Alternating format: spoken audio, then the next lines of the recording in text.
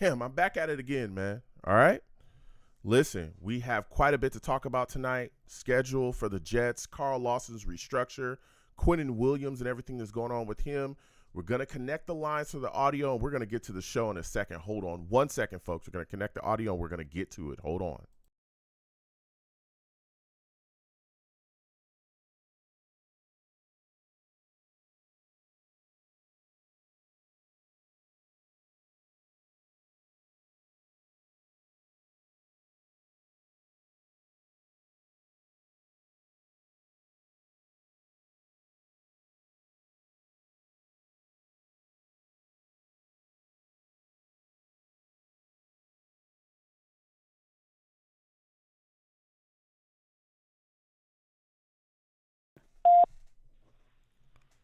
Blog Talk Radio.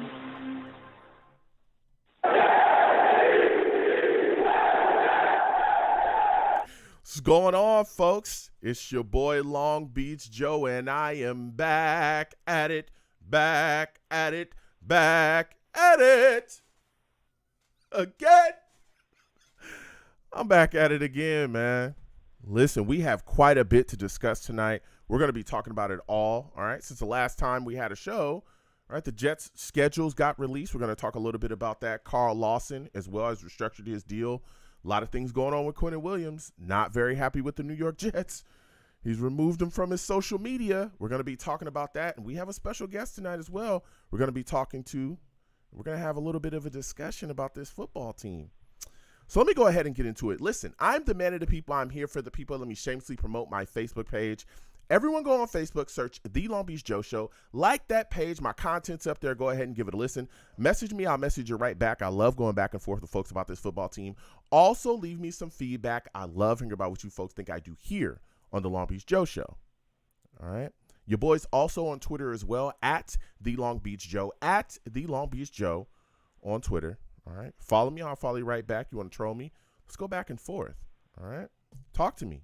I'll talk back to everybody. Personal page is at YoungJ000. Okay. I love it. I love interacting with Jets fans. Love going back and forth. Some people talk to me about football. Some people talk to me about life. All right. Also, your boy's on iTunes as well. Going over to iTunes, type in The Long Beach Joe Show.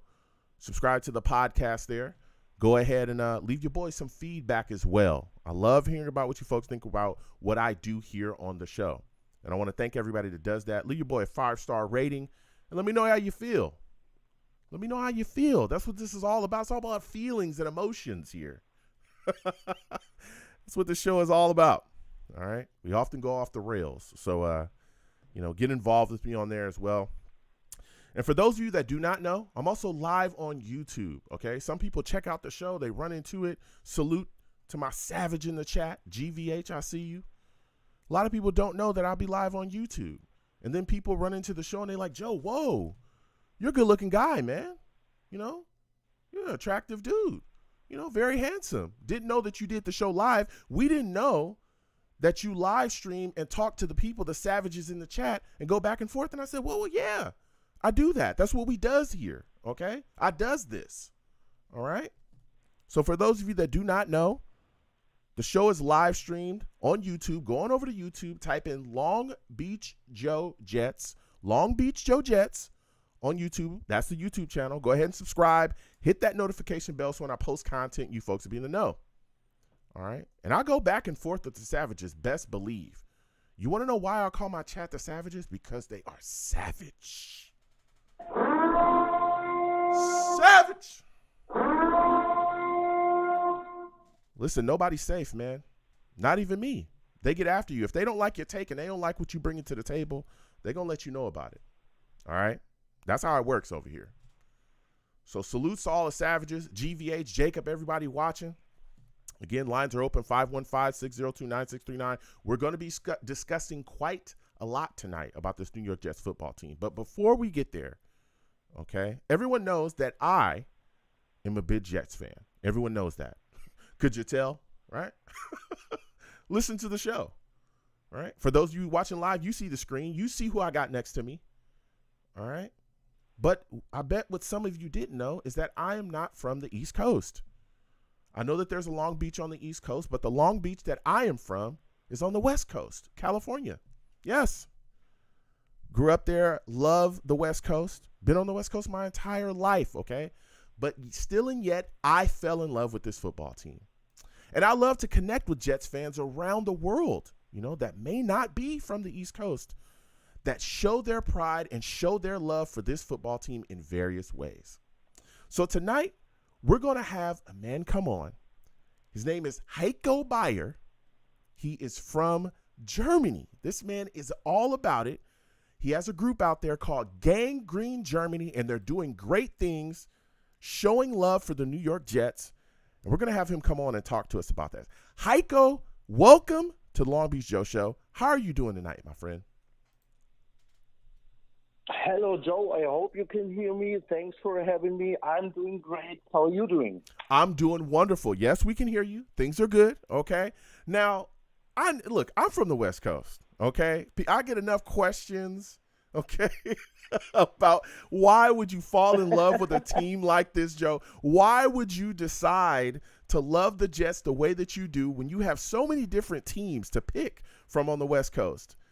I've got to ask you, as a guy that's in Germany, what made you become a fan of the New York Jets? Okay. Did you ever hear about the NFL Europe? Yes, absolutely. Yeah, in 1995, the NFL began playing football here in Europe with the NFL Europe. They sent their third-row players, their practice squad players here. It was like a spring league. We had 9 teams here in Europe. 5 of them were in Germany. So we had filled stadiums here in Germany from 1995 to 2007. That was my first contact with football in the middle of the 90s. In 2001, I got a new coworker on my shift, and he came in completely in a Carolina Panthers shirt, trousers, his coffee cup, everything was Panther stuff. And he recognized my interest in football and invited me to a football evening at his home. He was married with a girl from South Carolina, so he had the opportunity to watch football, to watch United States TV channels. So he invited me. And during the week, when I watched TV, I turned on the TV and there were the New York Jets on the TV or a guy named Joe Namath. Oh. He was everywhere. The Simpsons, Married with Children, Ghostbusters 2, and of course a sitcom called The King of Queens. Everywhere, this green color, this logo, and the guy named Joe Namath.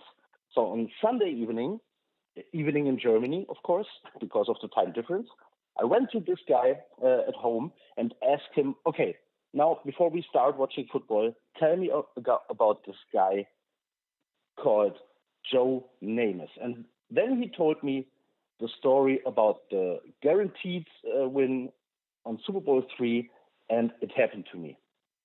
When you're a young kid in Germany, New York is the place to be. This is the city where you want to go one day.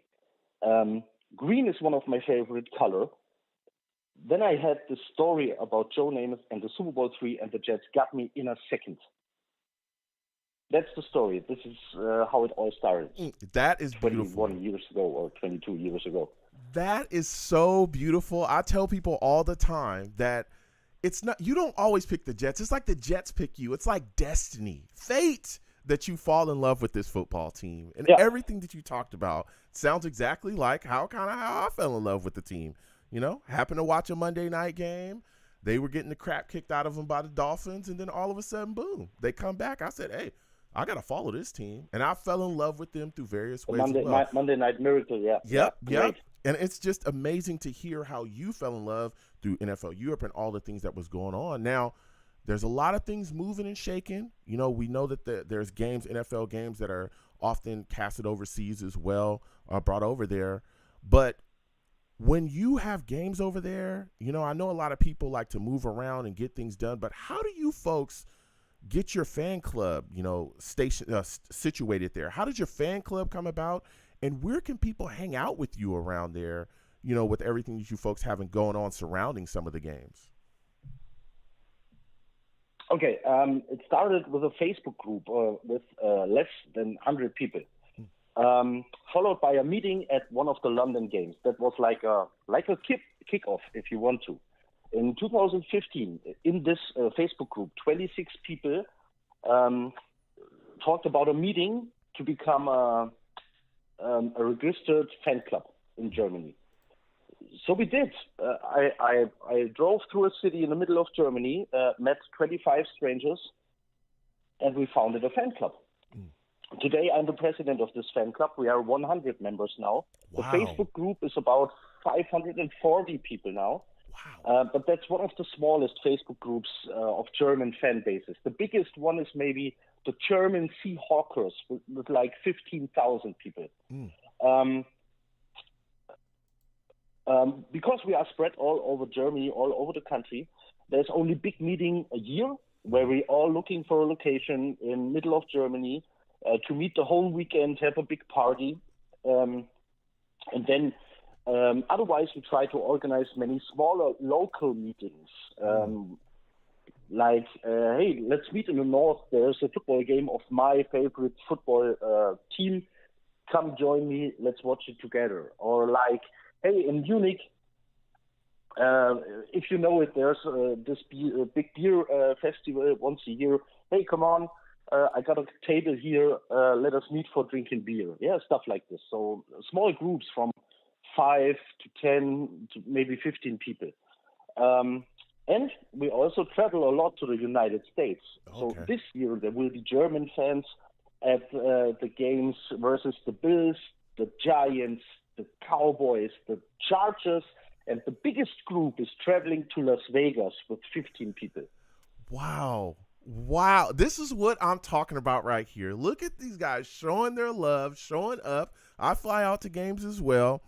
With you talking about you folks flying out to games the way that you do, what has your experience been like when you do go to these games? Are you excited? Are you surprised that there's so many fans surrounding you? I mean, what are your thoughts when you go to MetLife and see this live and in person?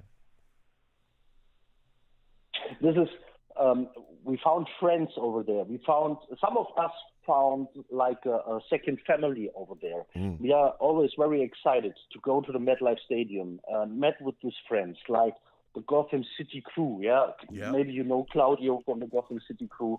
Yeah. He's an honored member of our fan club because he did so many things for our fan club, like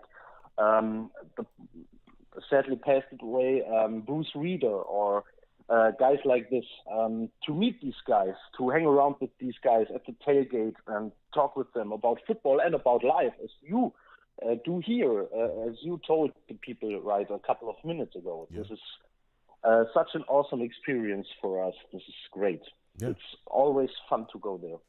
It is. One of my favorite things is the tailgate, okay? A lot of people, I go around, I have a lot of fun. I talk to a lot of friends and people that I love out there, and we have a blast. And then we get into the games and we see what's going on. It's been wonderful every time I go to MetLife as well, but it is so beautiful to hear your story and how you folks are able to travel over to MetLife and gain those friends and those family. And like you said, Gotham City crew, those are great guys over there doing their thing.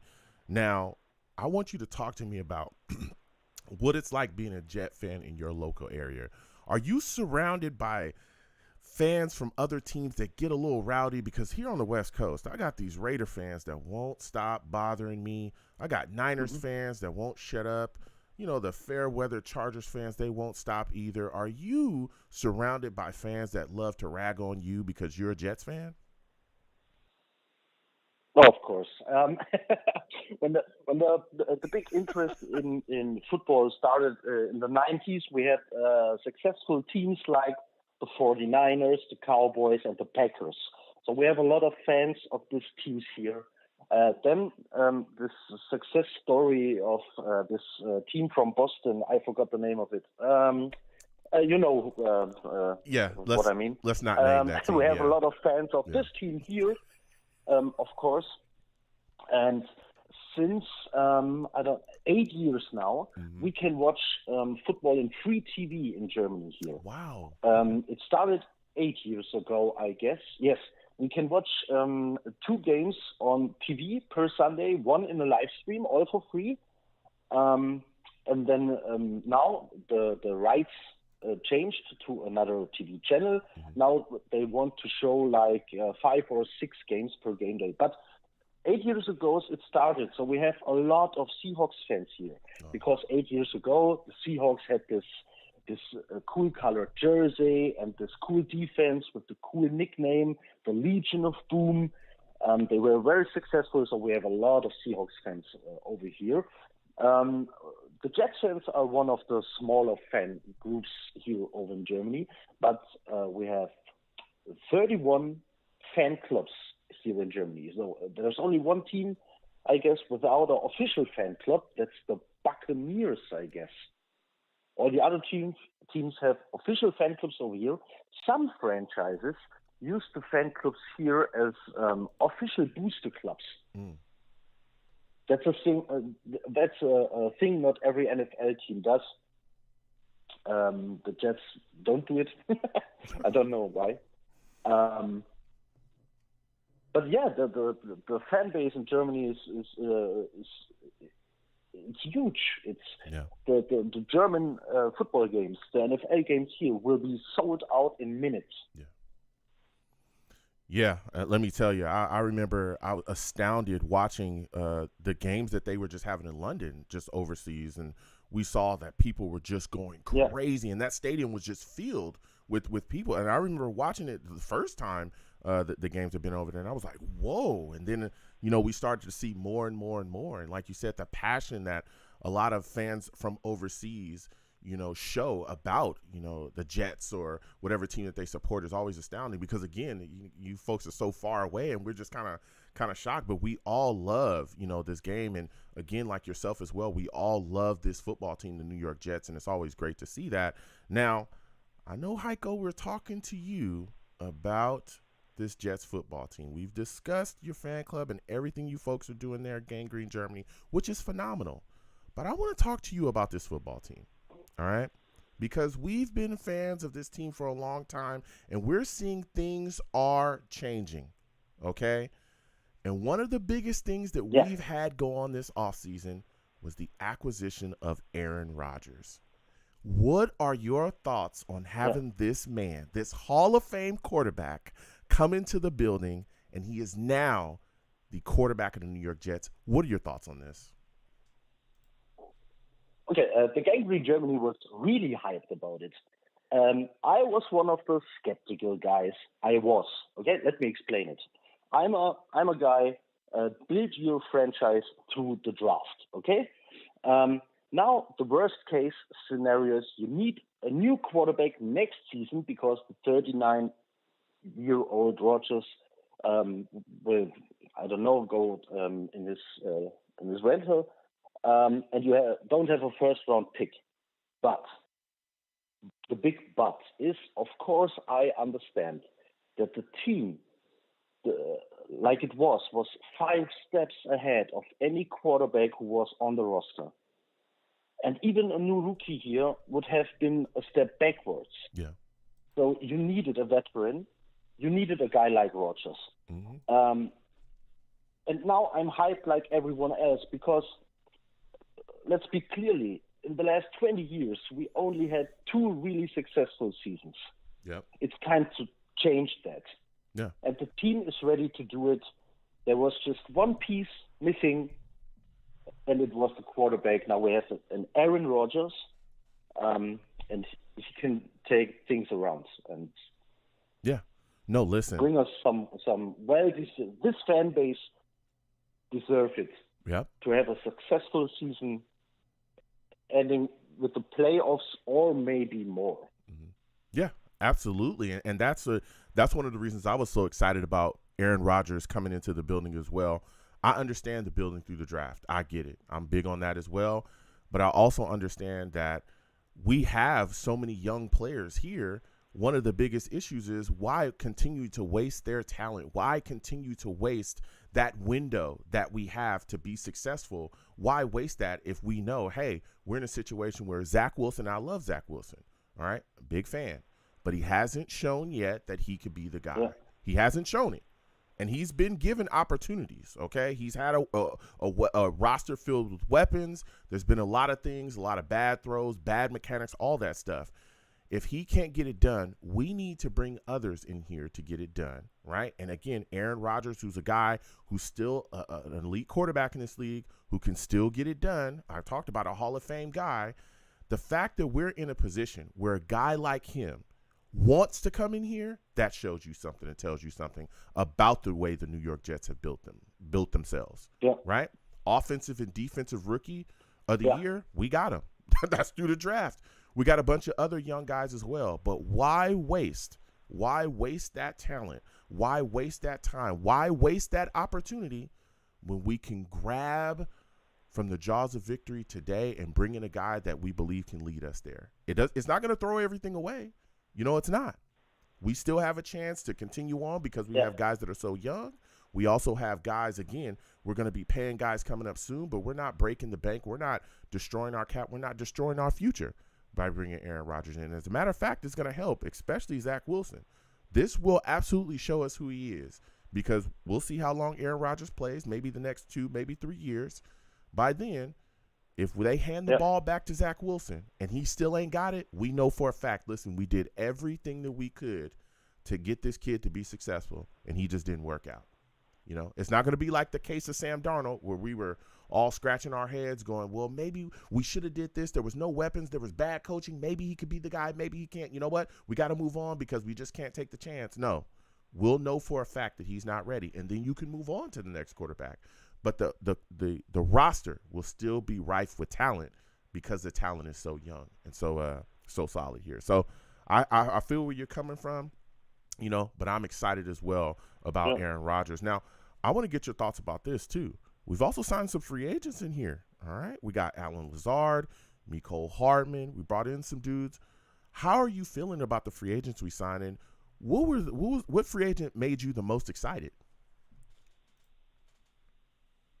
The Jets did what many franchises did. Okay, they signed their stuff. They signed a quarterback, a new quarterback. They get Aaron Rodgers in, and so of course they're signing players for him. But many people talking too much about a wish list or something. But of course you bring in guys like Adam Lazard or Randall Cobb. Take a look at Randall Cobb. What social media talk about a guy like Randall Cobb. You need him, and it's a good signing because you need guys who know the playbook. Randall Cobb will be like a second wide receiver coach out on the field. He know every single play. He know the routes, and he can talk to Garrett Wilson and say, "Hey, I know this play. If you run it like this, Aaron will find you." Yep. It's a great signing for a wide receiver 4 or 5. I also like the Adam Lazard signing. I'm very how you say it in English. I'm looking forward to how they use all the guys. Yeah. Look like Adam Lazard is a big guy playing mostly in the slot. Mecole Hardman brings speed to the slot. Also, Corey Davis made some really good plays out of the slot. So I like the whole wide receiver room. I miss only one piece. One role is for me not perfectly. How you say it? I forgot the word. Okay, maybe you know what I mean. I miss speed, pure speed on the outside. Okay. Yeah. That's the only thing I miss. So, but maybe they don't want it or they don't need it. Let's see how the players look on the field. Mm-hmm. Yeah, I mean, listen. I think we had a very good free agency. We brought back some very important guys and some new guys like Wes Schweitzer, because we lost guys like Dan Feeney, solid backups. Yeah. You can let's play on guard, on center, stuff like that. So the free agency, it wasn't very. There wasn't a big splash signing, but it was solid and followed a plan, and so the free agency was good as it was. Yeah, Listen, let me tell you something.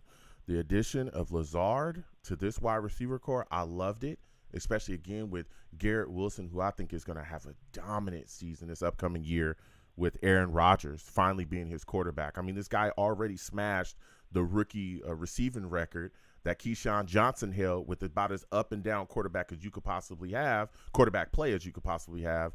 But now, you get Aaron Rodgers in the building, you add that, and then you add Lazard, and I think Mecole Hardman, man, especially again with us parting ways with Elijah Moore, which he had requested a trade. We already knew that wasn't going to work out.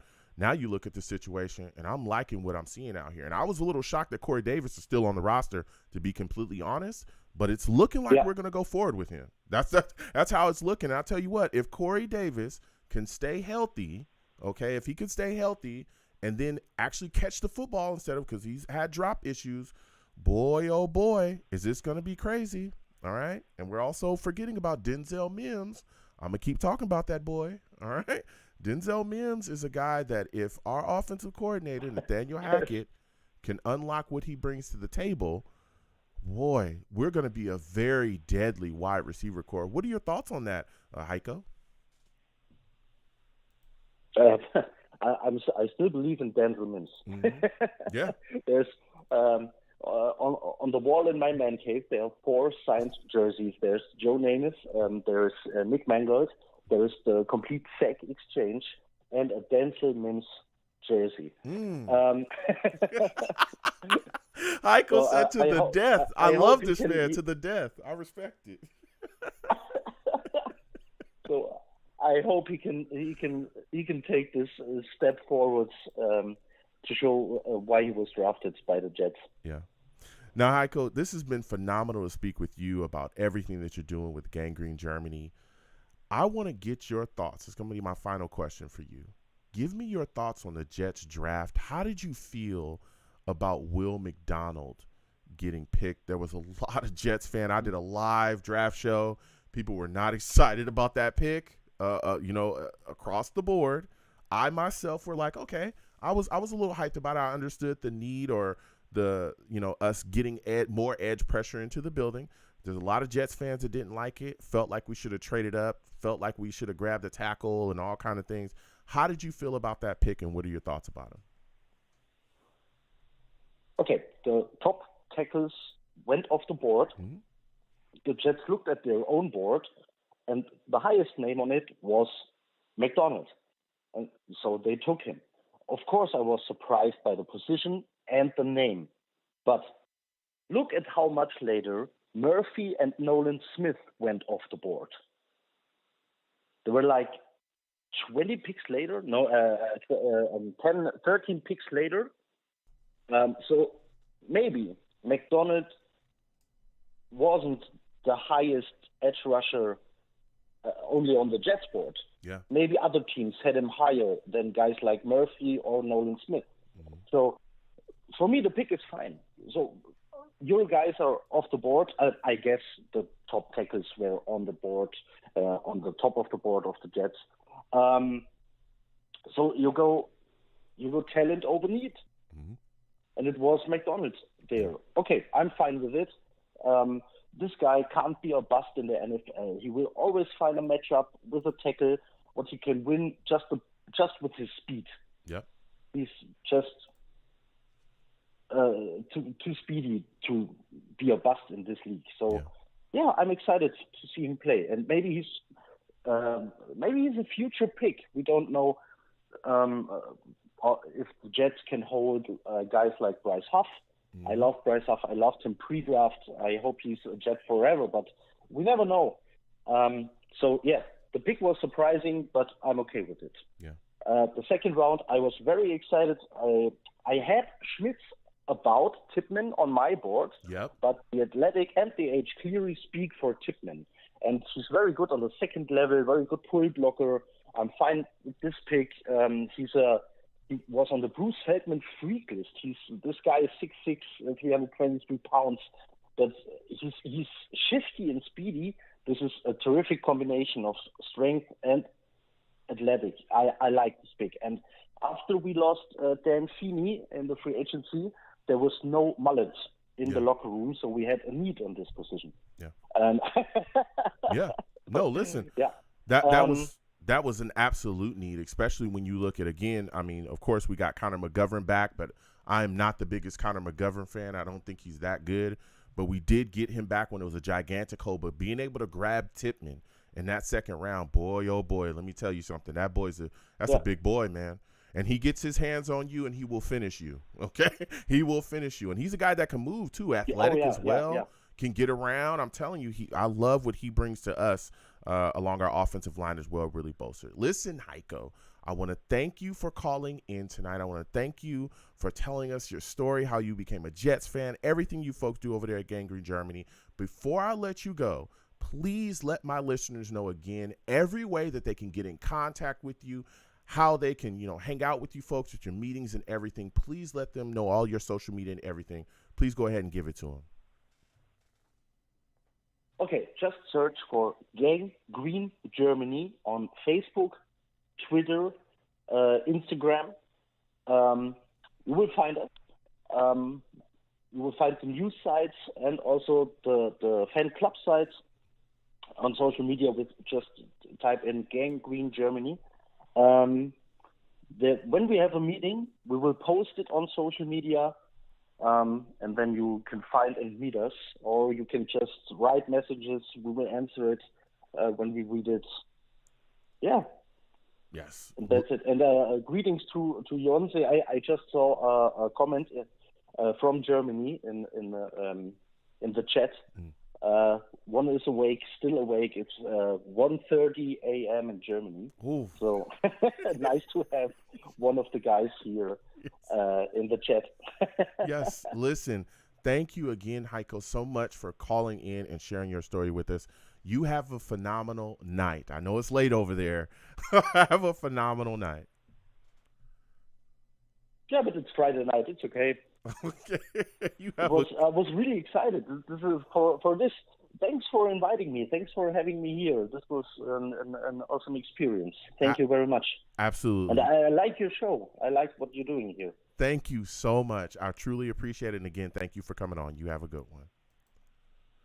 Listen, that was Heiko Bayer, okay, of the Gangrene Germany fan club. What a phenomenal guy, man. Phenomenal.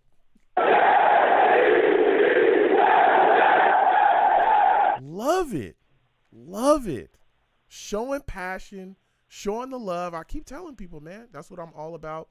We're going to continue to have, people come on and talk about how they show their love, but it's always interesting to me to hear from, fans from overseas, even people that listen to me that are overseas. I'm always shocked. I'm just a guy, talking about the Jets, showing my love for the team, wanting to have discussions about the team. I'm always shocked when people tell me, hey, I'm from Australia, or I'm from, Ireland, or I'm from Germany, or I'm from, wherever, and they say, hey, listen, we listen to you, Joe.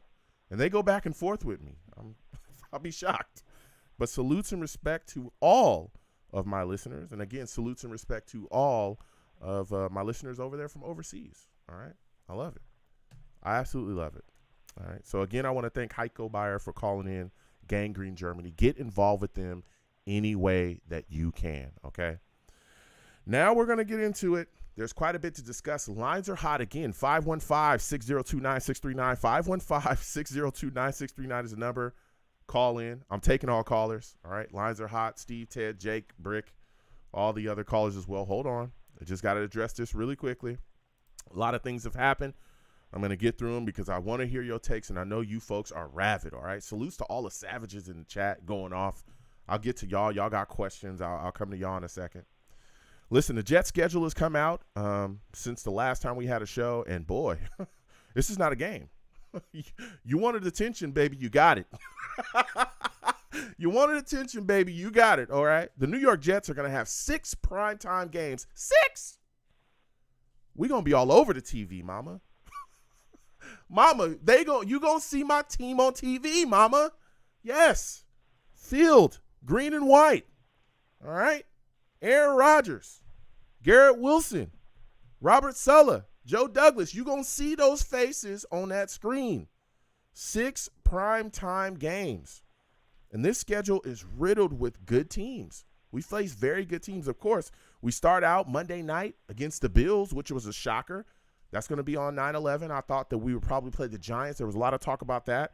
But we start with the Bills, and the schedule just continues on. We play the Cowboys this year, the Chiefs on Sunday Night Football.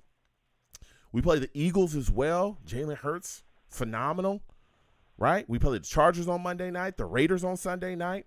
We have a Black Friday game with the Dolphins. That's the first ever Black Friday game. We will have it. We'll be playing against the Dolphins. We also play the Browns on Thursday night. And there's talks that maybe another game could be flexed as well this year. We could end up with another primetime game. Who knows? But the Jets going to be all over the TV. And I'm wondering, is that pressure going to be too much to handle? All right. A lot of expectations coming this year. I remember the days. I know y'all do too. Savages. All right. I know y'all remember the days when we were talking about, man, I wish that we was on TV. Man, I wish the ESPN would play us. I wish we see our highlights more often. Man, what, bro? All that has changed. Aaron Rodgers has stepped in this building, okay?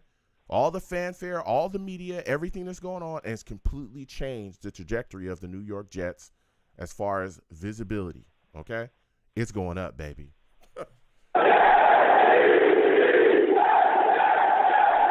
It's hit the roof. It's hit the roof. All right. So we're going to be talking about that. Also, Quinnen Williams. Oh, man. Quinnen Williams. Boy, oh, boy.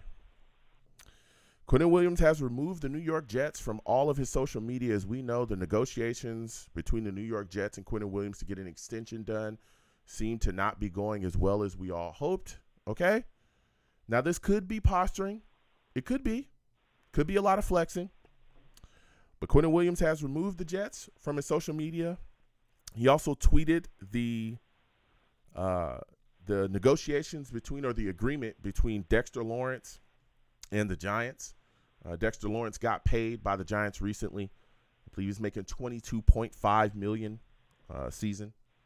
He retweeted that, and I think it's all about pushing the Jets to get a deal done quickly. We all know Quinnen Williams at the closing season presser was talking about this. He said outright, I want to be fair, I want to be compensated fairly.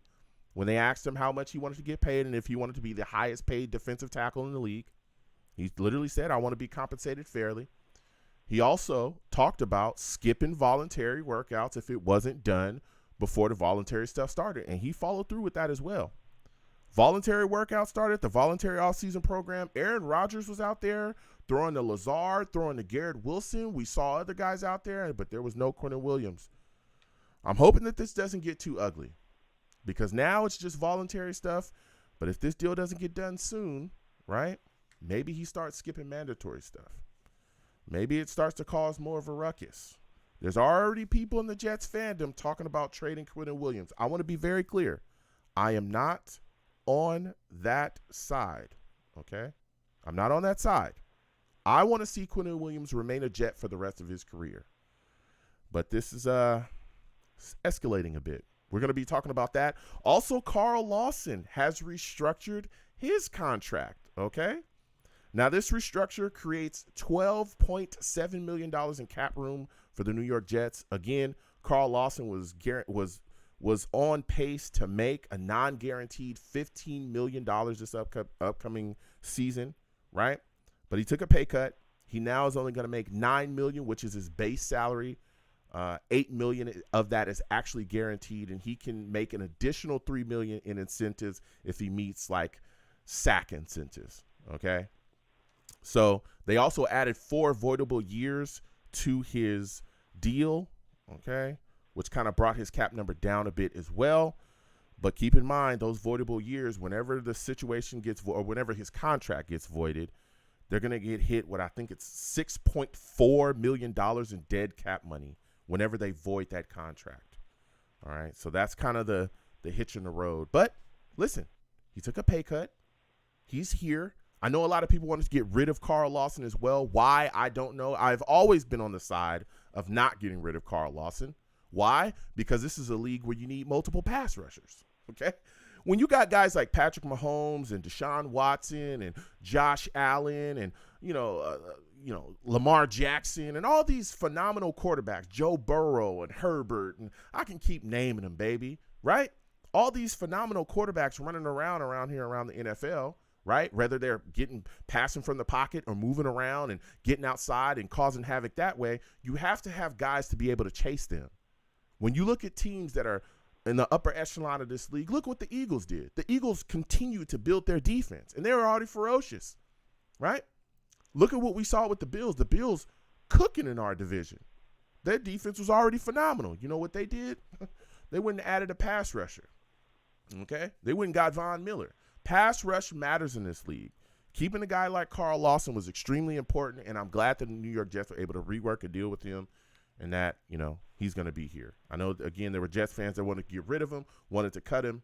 I never wanted to get rid of this guy. I wanted to keep him here. There's also a prevailing thought amongst a bunch of Jets fans talking about getting rid of Bryce Huff. I got to speak on this before we get to the lines. 515-602-9639.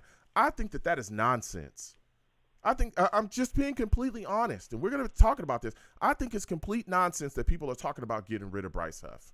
I don't understand it. You need pass rushers in this league. The New York Jets defense has struggled. You look back historically with rushing the passer, right? Out of these recent years, right? This last decade, we've been struggling, okay? We haven't had a pass rush since John Abraham, a consistent pass rush, okay? So then guess what? We finally have guys in the building, Carl Lawson, Quinnen Williams, and we'll figure his deal out when it gets done, right? We got Jermaine Johnson, who's coming along. Okay, we got guys that can get after it. Again, Huff is now here. He's moving. He's getting after it as well. He's rushing the passer. We finally have a rotation of guys, and people want to pick this apart. And they want to get rid of guys that can actually rush the passer. Why? That's what you need to do in this league. This league is a passing league. You better have somebody that can get after the passer or you'll be dead in the water. One of the biggest things that changed about the New York Jets defense this past season that took this defense from one of the most worst defenses in the league, which we were 2 years ago, to one of the best defenses in the league was our ability to rush the passer. Quinnen Williams, 12 sacks. Carl Lawson, 7 sacks. The pressure that was coming. We got that because we were getting after it. All right, so stop talking about getting rid of Bryce Huff, please. Okay? So we're going to get to these lines. Again, 515-602-9639. There was also talk about Quan Alexander as well visiting the Steelers. As of now, the show has started. He hasn't been signed by the Steelers. He's still out there. Listen, the New York Jets need to get that job done, okay? Get him back in the building and re-sign him. That's my personal thought. The New York Jets have also signed tight end Isaiah Gatherings as well. They also claimed Javelin Gundry on waivers from the Falcons. A little shocked. This is a guy that they've brought back. He was decent when he was here. They've brought him back into the fold. Also, Alex Smith ripped Robert Saleh, talking about he doesn't know how to develop quarterbacks. Speaking about how they handled Zach Wilson, we're going to be discussing that. We're also going to be discussing New York Jets. There's a lot of things tying them to Devontae Adams. A lot of people saying Devontae might not be so happy with the Raiders now that Jimmy G's is quarterback. So a lot of people saying the New York Jets should go after him. I'll tell you what, we've got some cap space. We've got some cap space. Let's get to these lines. 515-602-9639. 515-602-9639 is the number. Please be patient. Subscribe to the channel if you have not subscribed. Hit that notification bell so when I post content, you folks will be in the know. Also, give the video a thumbs up, all right, wherever you're watching me from. Really helps out, all right?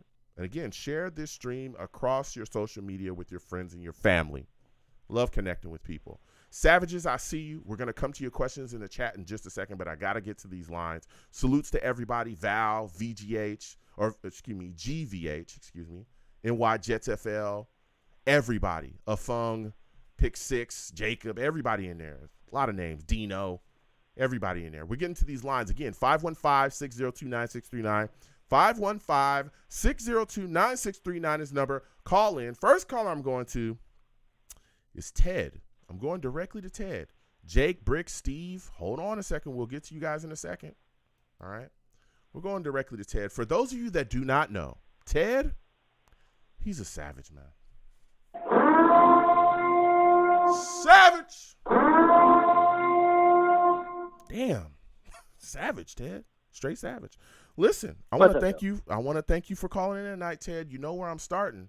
Quinnen Williams removes the New York Jets from his social media. All right. There's a lot of people already thinking that this situation is too far gone. It's time to trade Quinnen Williams, and the Jets won't get a deal done with him. How are you feeling about this situation? Are you on that side, or are you thinking that this is just posturing and eventually the New York Jets will get it done? How are you feeling about it? I'm upset, Joe. I'm upset about it. We should have got it done yesterday. We should have got it done the day before yesterday. We should have got it done last week. He should have been the first player signed in the defensive tackle category. As far as I'm concerned, they'll find a way to do it, Joe. We have to sign our drafted. He's a potential Hall of Famer, Joe. He's going to be a perennial Pro Bowler, and he's a potential Hall of Famer. So those kind of players you don't want to let go. Yeah. I don't care how many first-round picks you get, whatever you get for him. Yeah. You need to sign him. I thought it would happen this week. I was wrong. I was wrong about the Rodgers thing. But then, hey, I'm a fan. So that's how we roll. Go ahead, Joe. I thought it would be done by now. No, listen, I'm right there with you. I look at the situation, and I talked about this. I've discussed this back and forth with Jets fans, and I thought that there was some things that needed to happen first before him getting extension, right? I think that there's restructures, and Carl Lawson is one of those guys. We might see other restructures as well. I know that there's been talk about C.J. Mosley possibly having some things done with his contract. Who knows if that happens? But he would probably be the next guy that I think the Jets would look at because his cap number is enormous for an inside linebacker, and he's phenomenal. But, whoa, that's a lot of money. You know what I'm saying? And you can thank Mike McCagnon for that. And there's other guys as well. One of those guys is Aaron Rodgers, right? A lot of people talking about Aaron Rodgers' contract and what he's bringing to the table. There's been a lot of rumors swirling about him reworking his contract to make the Jets even more cap room to really save them on salary so they can continue to build around him. That is something we're hearing about as well. And I've heard, and again, this is rumors. Don't be DMing Joe, all right, talking about all this nonsense to me. There's been rumors that he's going to, again, possibly give money back to really help the New York Jets out so they can build around him and basically put an all-star team together, which makes sense, right? You want to stick into Green Bay. You fill this team full of talent, and you just motor over everybody and get to a Super Bowl. But I think it gets done. But my question for you, Ted, is from everything that we're hearing, the rumors that are swirling, one of the things that's holding this up is the amount of money. There's some people saying that he wants $25 to $26 million per year. Would you give him that? Yes. Okay. 100%. Okay. 100%, Joe. Okay. Dexter Lawrence, what did he get? Did he get like 21? And I think it was 20. It was 22.5. 22.5. Okay, so like I said in the last call, Joe, the number's going to go up. Lock the guy up, make the guy happy. He's a team player. Yeah. He's a potential Hall of Famer. He's a Pro Bowler. He's a homegrown talent. You're giving the other players on the team a bad taste in their mouth the longer this goes. Yeah. I mean, the other players and Brees Hall tweeted, like, sign whatever he said, sign Q, whatever he said. Extend Q. Yep, we're seeing that. Yep. So John Franklin Myers, all those guys. Yep. So exactly. The longer this goes, the worse it looks for the management. I know it's negotiation, but I just feel the time has passed, and let's get the job done. But I didn't hear about the Devontae Adams rumors. Is that potentially true? Yeah, I mean, there's a lot of people, and again, this is just rumors. Okay, I want to be very clear. There's people talking about it. I forgot the guy's name. Ryan Clark. On that big 4-letter network. All right, salutes and respect to them. Talking about it. How it makes sense for the New York Jets. Do I think it's going to happen? Probably not. Right? Definitely not. Devontae is a great player. I would love it. But I don't know if that happens, okay? Especially, again, when you look at we got to get Q in the building. it would definitely take Right. quite a bit of draft compensation. We're already kind of, especially dealing with the Aaron Rodgers deal. Currently we're missing some picks already. So it's like, I don't think it happens. But there's a lot of people talking about it. Rumors are swirling and things are moving around it. But I don't think it's going to happen with the New York Jets. But again, we have cap space. Joe. We got cap space, Ted. I'll tell you that. We got some cap space. Joe, Go ahead. we can go full bore Rams mode. We can go full bore Rams mode and go all in. We could. We could. If they want to really make a run at it, we could. Start to interrupt you, Joe. No, but I thought mean about the Rams when you said that. Yeah. We have cap room. Yeah. Go ahead, Joe. No, yeah, that's what a lot of people are saying. There's some Jets fans, and of course, listen, Devontae is a phenomenal wide receiver. There's no denying that, right? He's unbelievable. But, you just got to wonder, how can that work out, especially, with the cap? And you could play with the cap a lot, but that's a lot of money. And, again, that's giving away a lot of draft compensation. But if there's any time, if you want to throw all the chips in, if Joe Douglas wants to gamble, I'm not going to tell him to get away from that table. Not me. I'm not going to be the one doing it. I'm a bad influence. Okay, don't take me to the casino with you. I'm gonna tell you to roll the dice, even when you ain't got nothing in your account. Exactly. Throw it down. Take a chance. Don't do. I'm just saying. So there you go. Give me your thoughts as well about Bryce Huff. A lot of people want to get rid of him that are in the Jet fandom for whatever reason. They want to trade him. How do you feel about that? Well, Joe. Unfortunately, you're gonna have to pay that guy sooner or later if he develops. And I guess it all depends on where we're at in a couple of years with the Rodgers situation, and if we're winning anything. I guess everything has to be considered. Especially except for your core players like Quinnen, hopefully, Sauce, Garrett Wilson, those kind of guys. Farrah Tucker, just guys that you core players that you want to keep. Yeah. But that kind of player, you develop that player, you may not be able to, like you said, Joe, pass rushers. You need them. Every team needs them, and they command pretty big money. Yeah.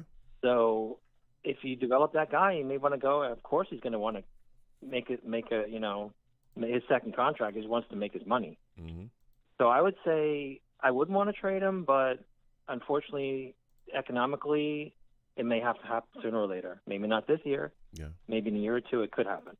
Well, I understand. I understand you got to pay people. And I think that a lot of Jets fans are looking at this situation. We haven't been good like this in a long time. So now people are going, oh, you're going to have to pay guys. This is what happens when a team gets solid and you find talent. You have to, make sure you lock those guys up. I think he had like 3.5 sacks last season. I understand it, but I don't think getting him paid will be that difficult, right? Especially when you look at the situation here with Huff. He's a guy that's grown within his defense, really done a thing. I would like to keep him around. I don't think you have to completely destroy the bank keeping him. Again, he is a pass rusher, so he's going to get his money, but he's also a guy that comes in on third downs and really provides edge rush for us, really solid within the rotation. So I like what he brings to the table, and I hope the Jets keep him. I don't want to see the Jets trade him. You know what I'm saying? But that's my stance on it. Agreed. But I do understand the look that people are talking about future-wise. But, again, if you find guys that you value, when you find guys that diamond in the rough that was able to put things together, those are the guys that you want to keep. So, Ted, before I let you go, man, give me your thoughts about this Jets schedule. 6 primetime games. 6, okay? Black Friday game. I mean, what are your thoughts about this, man? How are you feeling about this schedule? Give me your thoughts, man. I love it, Joe, because I sell Christmas trees in Florida here, and we open Black Friday. So I got my gear on selling trees, and all the Patriot fans that want to come in and buy a tree, they're going to see me donning my gear. So yes, sir. Joe, it's great, Joe. It's great exposure. The league and everyone knows we're going to be better. Maybe we make a run. I'm excited, Joe. I'm excited that we were recognized last year, and with the addition of Rodgers and other people, we're a contender. We're the fourth favorite to win the Super Bowl at 14-1 in Vegas. We're only 14-1 to the Super Bowl. I know. Yeah, we got to go out there and get it done. We're not the only ones. Exactly. Exactly. I agree, Joe. Listen. All right, Ted, listen, I got to slide Yep. off. I got callers. I want to thank you for calling in. Next time I have a All show, right, I want to Joe. hear from you, all right? All right, Joe. All Have right, a good one, Joe. one. Take care. We're going to keep going on with the callers again. 515-602-9639. 515-602-9639 is the number. Call in. I'm taking all callers. GVH in the chat says, Joe, what is our weakest position room? And is there a free agent available you would like to get? I think the weakest position group in the New York Jets right now probably is the linebacker position. All right? And it's because Shepard, to this point, or not Shepard, Nesruddin, Hamza Nesruddin, and Sherwood haven't showed us too much yet, right? Quincy Williams in the building, love him. C.J. Mosley, love him, but he's long at the tooth. He's getting older. We need to find somebody else that's going to be able to step in, right? Eventually, younger guys, and maybe we'll see what they do with Will McDonald. There's talks about him possibly standing up, playing from the outside linebacker position or handing dirt. We'll see what happens there, but there's some questions there. And I think the free agent we need to get into this building that can help us just kind of shore that up today would be Quan Alexander. To this point, he has not been signed. He may be signed while I'm talking. I don't know. I know he visited the Steelers, but nothing is concrete there. I want to see Alexander brought back into this building. I want to see him in a New York Jets jersey. So right now, linebacker I'm looking at. I'm also looking at, I know people talk about safety. I don't think it's as weak as others talk about, but definitely linebacker is something we got to look at, especially, again, knock on wood, somebody possibly goes down this year. You know, there could be some issues. So we're going to keep getting to these lines. 515-602-9639. 515-602-9639 is the number. Call in. Also, guys in the chat, be aware. I'll come to y'all. Y'all ask questions, the Savages, I'm going to go to you. All right? Next caller I'm getting to is my guy, Jake. Jake, I'm coming directly to you. Steve, Brick, North Carolina. Hold on, other callers. I'll get to y'all in a second. Salutes, Jake. I want to thank you for calling in. For those of you that do not know, Jake, he's a Savage. Savage. Jake salutes. Listen, we talking about it all tonight. Carl Lawson has just restructured his contract. Number went down. Okay, took a pay cut. $9 million base, $8 million guaranteed now. He did have a non-guaranteed $15 million that he was going to make this year. What are your thoughts about this restructure? Do you think Joe Douglas did a good job here? Good evening, Joe. Happy Friday, as always. Before anything, rest in peace to Jim Brown. I heard about the news today. So one of the best of all time. Just want to just pay acknowledge to him first. My condolences to him and his family.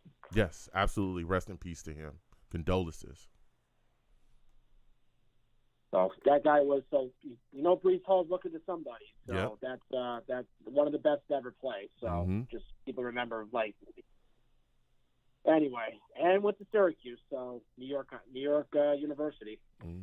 So anyway, getting back to the Jets. No, listen, it was good. Listen, he was going to be in threat of losing his job. Let's be real here. I mean, the no guaranteed money. There's a reason why Joe Douglas does these contracts. This kind of really shows you exactly why he's done another example of being a good general manager. He's able to make deals to top-heavy the contracts with the guaranteed money, and then later on say, hey, I now have space to work with it in my favor. It's in the club's option in their favor. So this is why it's not only just that deal. Right now, honestly, the next person that's going to come up, unfortunately, I hate to say this to someone, is C.J. Mosley. Yeah. Even though in the end that he really wasn't the last of the McCagnon contracts, and why I think he's still really on this team, he doesn't have any guaranteed money the last 2 years of his contract. I read it last night. So they're going to probably ask him to do the same kind of thing and say, listen, we'll throw you some guaranteed money, but, we're taking some of this and we got to reallocate some money for Quinnen. There's a rhyme and reason to, what he's really doing at this point. And I know everyone's like, the Twitter stuff, please. I'm so tired of all this, baloney with, social media. Look, there's a plan that's been had since day one. The plan was Nathaniel Hackett getting Aaron Rodgers. They got Aaron Rodgers.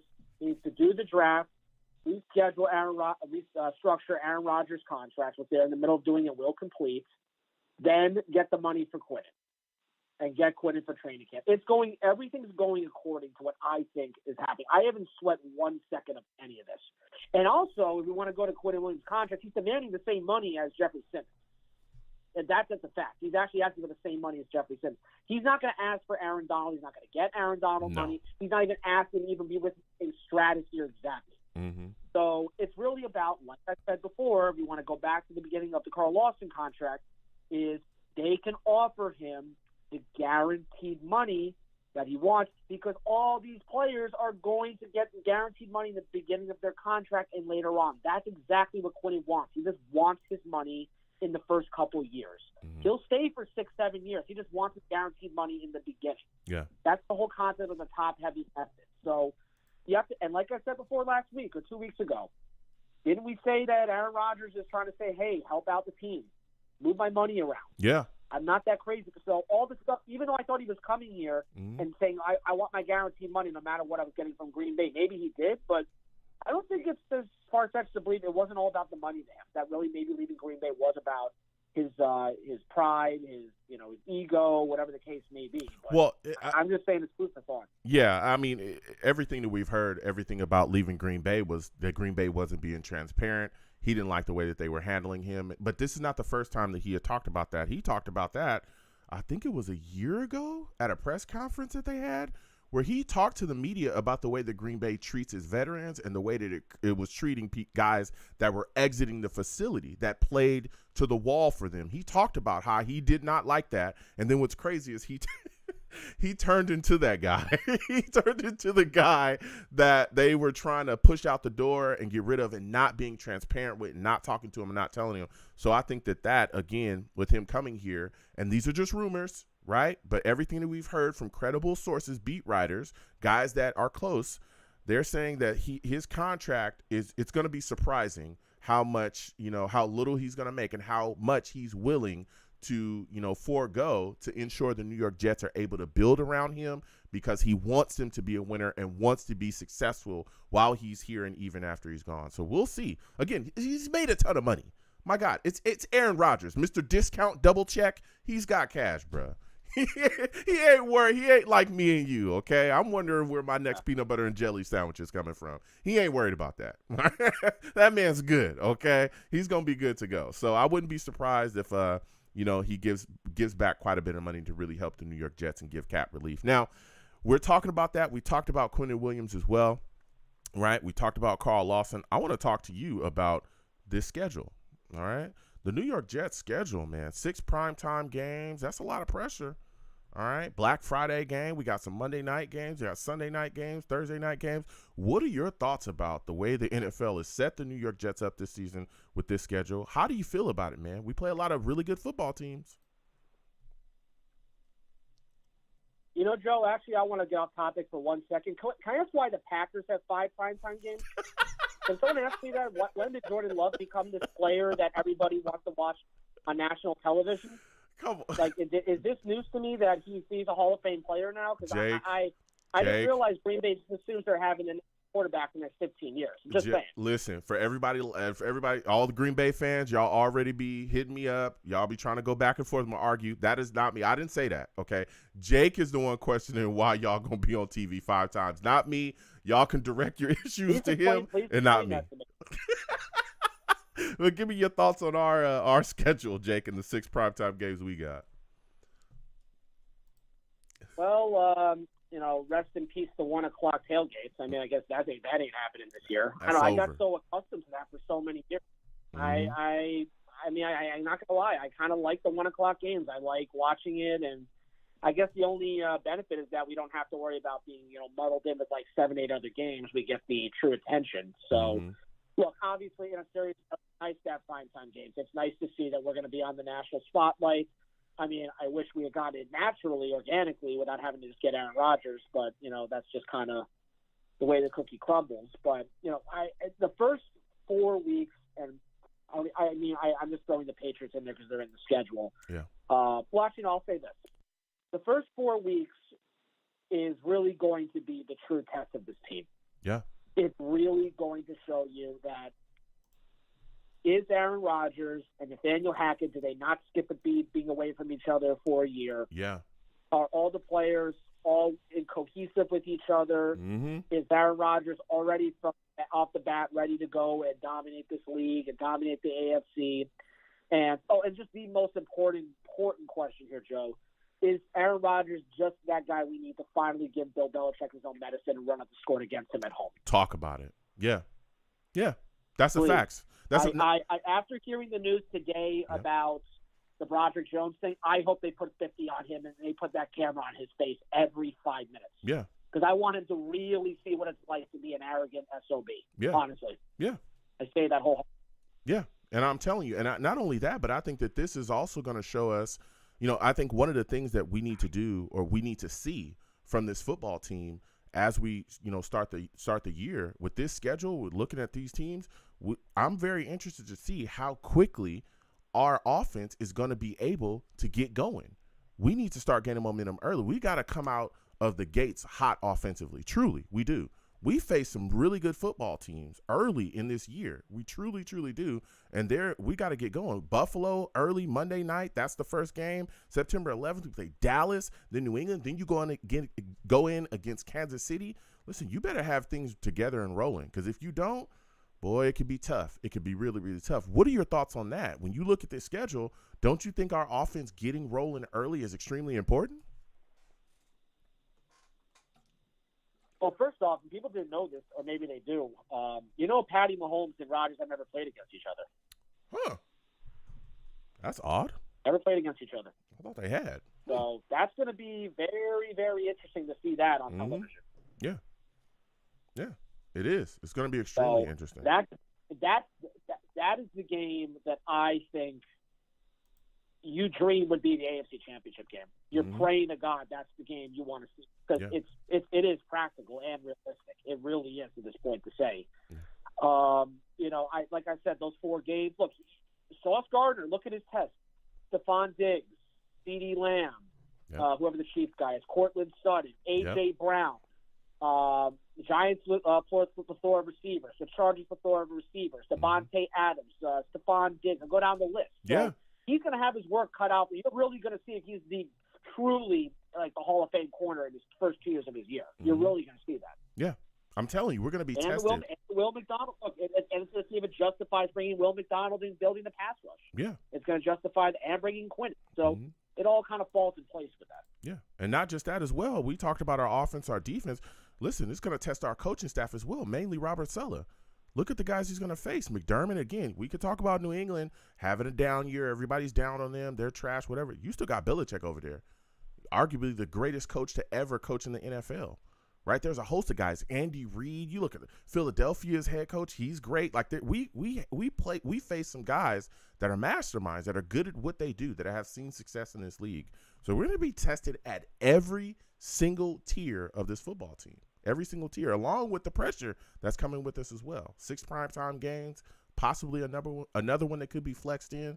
All eyes are going to be on the New York Jets all day and all night long this upcoming season. So we're going to see what's going on. Listen, Jake, I got to slide off. I got other callers. I want to thank you for calling in. You have yourself a good one, my friend. Yep, and but I'll talk to you guys. Happy Memorial Day weekend coming up. Absolutely. Salute you. Have a good one. Happy Memorial Day weekend to you as well early. Listen, Jake brought some fire. I'm not going to lie, man. We'll keep getting to these calls again. 515-602-9639. 515-602-9639 is number. Call in. We're taking all callers. Salutes to all the savages in the chat. Salutes to everybody joining us from Germany as well. I see y'all. All right? Salutes to all of you. Salutes and respect to everybody. Again, listen. No, we're talking about a lot of things, but Alex Smith had quite a bit to say about Robert Saleh and their quote-unquote, inability to develop quarterbacks here. Alex Smith literally ripped him. Said, yeah, Robert Saleh, you're a great defensive mind and coordinator, but you have no idea how to develop a quarterback. He said the coordinator that you hired, which he was talking about, Mike LaFleur, has never called plays. So that's a completely different animal. And as much as you think you're prepared to handle the development of a young kid, you're just not. He even talked about Saleh last season as well, okay? When we talked about how they were dealing with Zach Wilson, how they deactivated him, then started him and all that stuff. He said the QB musical chairs weekly, like you're the starter this week, you're the backup, you're not dressing, no you start, no you're dressing. The lack of consistency, the lack of a plan that has been in place to develop Zach Wilson is concerning. He said that on Monday night. Boy, oh boy, Alex Smith ripping the Jets, ripping Sulla for a lack of a plan to develop Zach Wilson. I don't think that's necessarily true, right? Now, yes, we did see, Mike LaFleur do his best with Zach Wilson, and there was talks that they felt like they should have had a veteran, maybe an older quarterback in place to help them. We all know that we lost Coach Knapp as well. Rest in peace to him. But I tell you what, they did everything else to try to help Zach Wilson. Mike LaFleur wasn't the worst offensive coordinator. He wasn't. He did have some moments, all right? But he wasn't the worst offensive coordinator in the league, because what we saw was that when Zach Wilson wasn't the starter, we saw the Jets offense actually play way better. That's why Mike White came to fruition, right? Mike effing White, anybody remember that?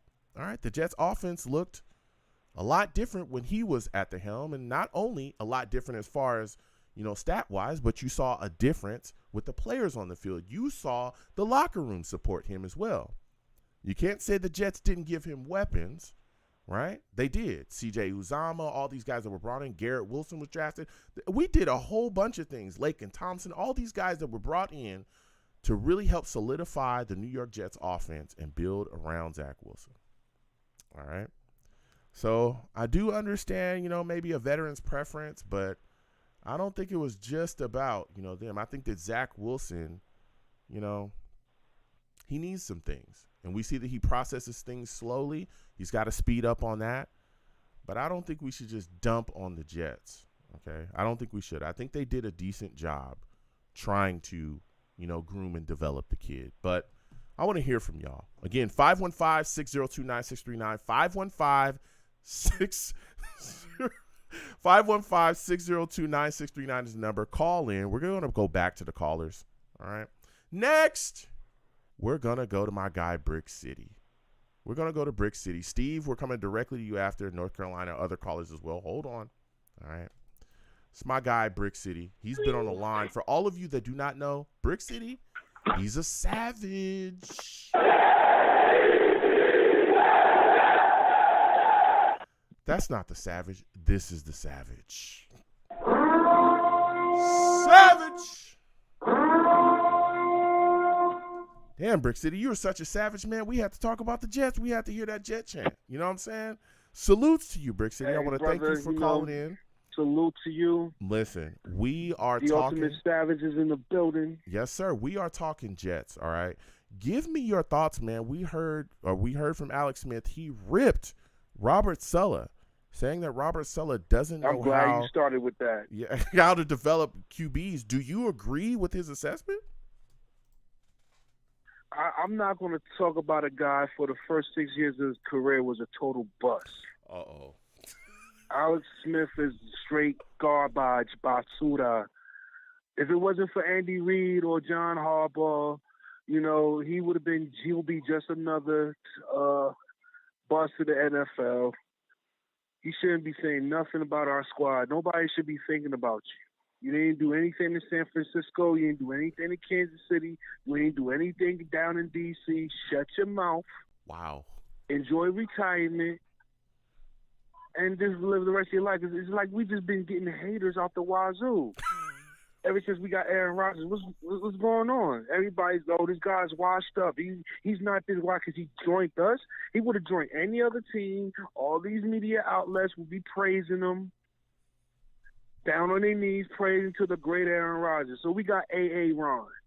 We don't got AR-15. We got AR-8 because he's dropping bombs this season. Garrett Wilson, Hartman, Davis, Lazard, and our tight end, should I say more? That freaking Alex Smith, that bum. Whoa. He's nothing but a healthier Chad Pennington. And Chad Pennington is a way smarter and intelligent quarterback than Alex Smith could ever be. He was just a little bit more healthy than Chad Pennington. Out of here, bum.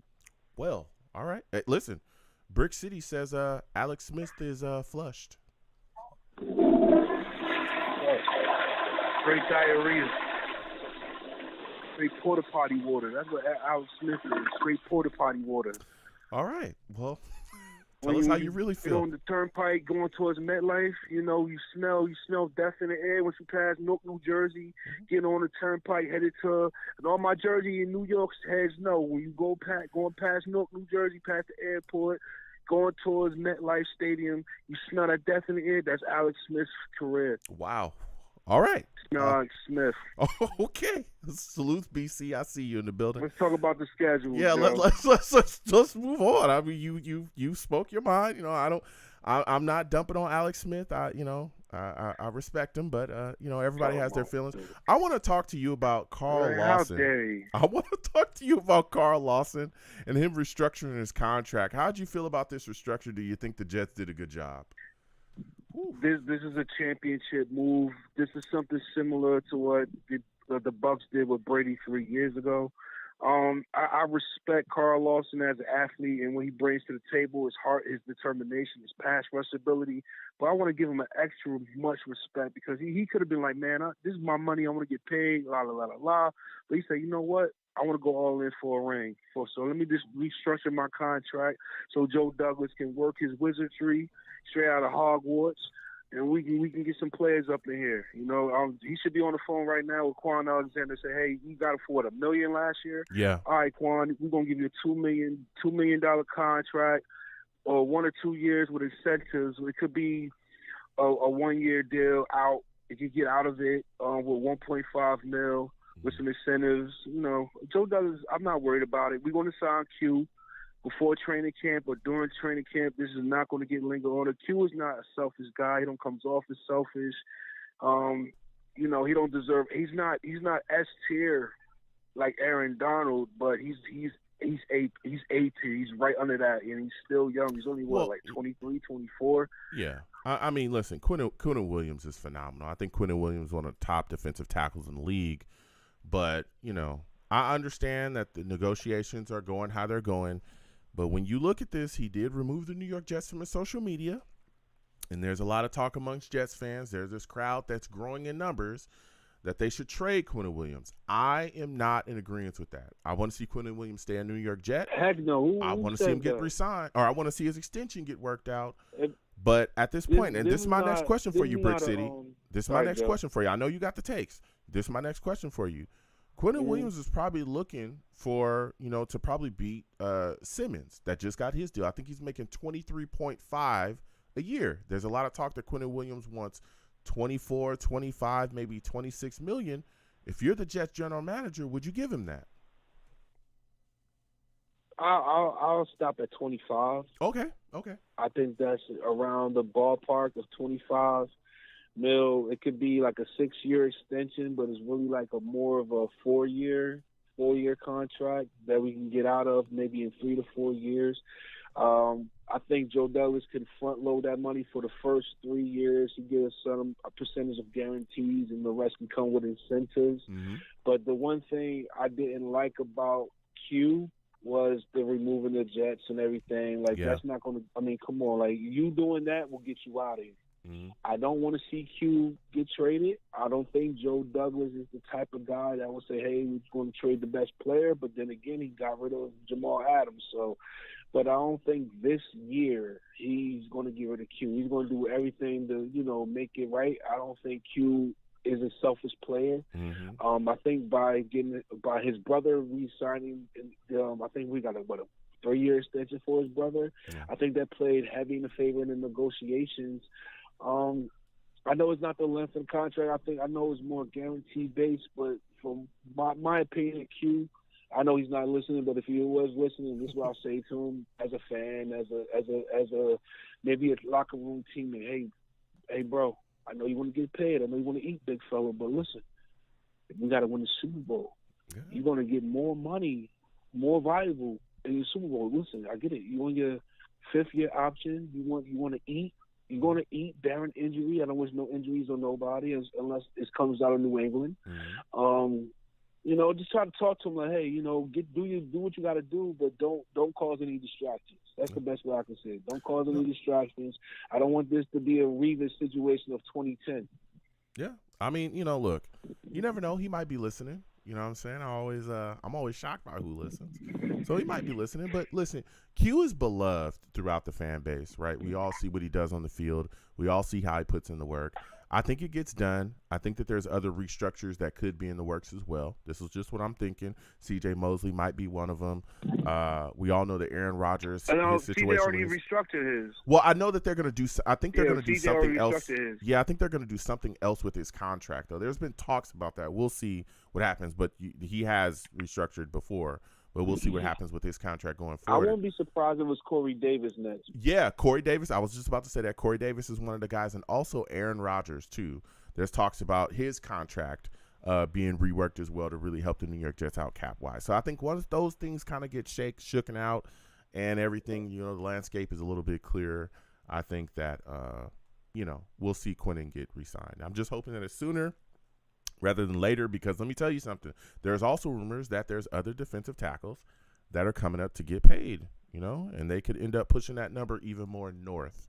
I don't want to see us, have to pay too much more, especially with Simmons getting the deal he got. Yeah. So, we keep looking. So as we continue to move forward, talking about this football team, my final question for you, man, you look at this schedule, it's wild, man.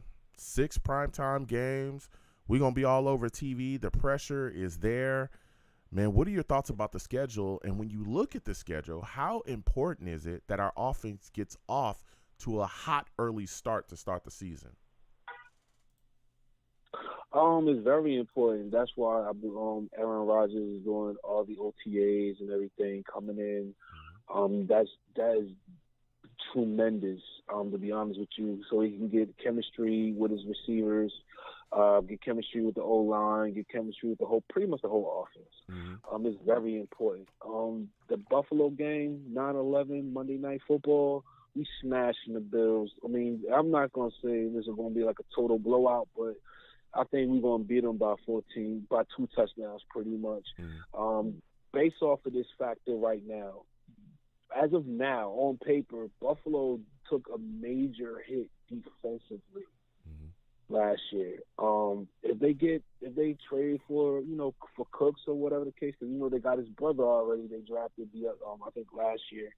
That'll be good for them. But their offense is getting old in the tooth. Their safety is getting old in the tooth. They lost their leader in Edmonds. I think that will be tremendously what set back their defense this year, because they got a great secondary. Don't get me wrong. They're Von Miller is long in the tooth. Is he going to, rebound from the ACL injury? We don't know. But, I'm going off of history. If he don't get like 10 sacks, that's a major setback. They don't really got no pass rush. They linebacking core took a major hit with Edmonds leaving. Dallas, in Jerry World, I think we match up pretty good with them. But, Aaron Rodgers owns the Cowboys. Yeah. Third game is New England. We got to put like 80 points on them. Just because Bill Belichick do not mind his business, he want to stick it to us. All right, Belichick, we want to give you an early grade present this year. Yeah, we want to blow you out twice by 50. We never beat the Eagles. I just got us losing to the Eagles for whatever reason. We just can't beat the Birds. Yeah. I see us losing to Kansas City as well. So if we come off 3-3, yeah, or 4-2, yeah. I think that's a tremendous, successful first quarter of the season. Okay. Listen, it's phenomenal. Listen, it's been phenomenal speaking with you, Brick City. I got to slide off. We got other callers. Next time I have a show, I want to hear from you. Always, my guy. Enjoy. Absolutely. Also, if you've been hitting me up on IG. If I got fit it in, I can bring the smoke. Yeah, for sure. And if you've been hitting me up on IG, my IG's tripping. For those of y'all that don't know, my IG's tripping. We working on it, but it's tripping. Okay, so don't think I'm ignoring y'all if y'all hitting me up. My IG's tripping. All right, it's tripping. Listen, Brick City, I want to thank you for calling in. Next time I have a show, I want to hear from you, all right? All right, brother. Now you have a good one. Listen, man, IG is tripping, man. I don't know what's going on with the Instagram. You know what I'm saying? I don't want to flush them. I don't want to, but, Instagram, you're tripping. I'm just going to say that. All right. We're going to keep into these lines again. 515-602-9639.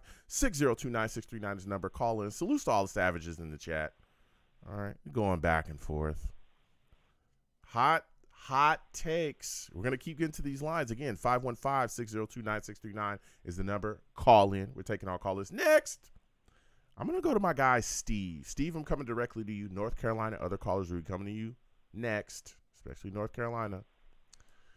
Steve salutes. I want to thank you for calling in tonight, Steve. Listen, for those of you that do not know, Steve, he's a savage. He is. Savage. Steve salutes. I want to thank you for calling in. Listen, man, Quinnen Williams took the Jets off all his social media. He's upset with the way the negotiations are going. What are your thoughts on this, man? Do you think the deal gets done, or do you think we should look to trade Quinnen Williams? How you feel? Hey, Joe. Well, first of all, thank you again for having me on your show tonight.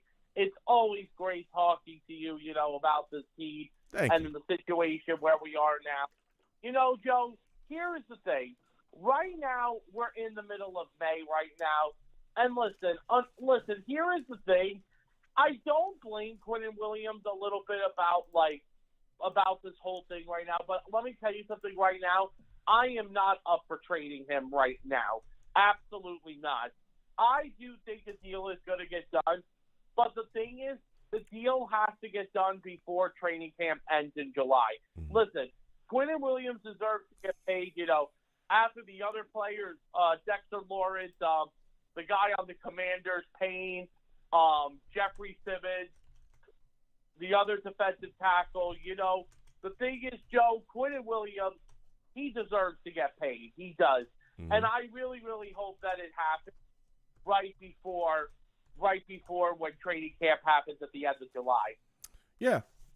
I'm hoping that we get it done. I'm hoping that we, again, are able to make the extension happen. And again, with Carl Lawson, giving back that, $12.7 million and Rodgers renegotiating his stuff and, hopefully getting some things done and other restructures possibly coming as well. Corey Davis possibly could be a guy that the New York Jets could be looking to restructure next. We'll figure out what's going on with C.J. Mosley. There's talks about his contract, them doing something with his contract as well.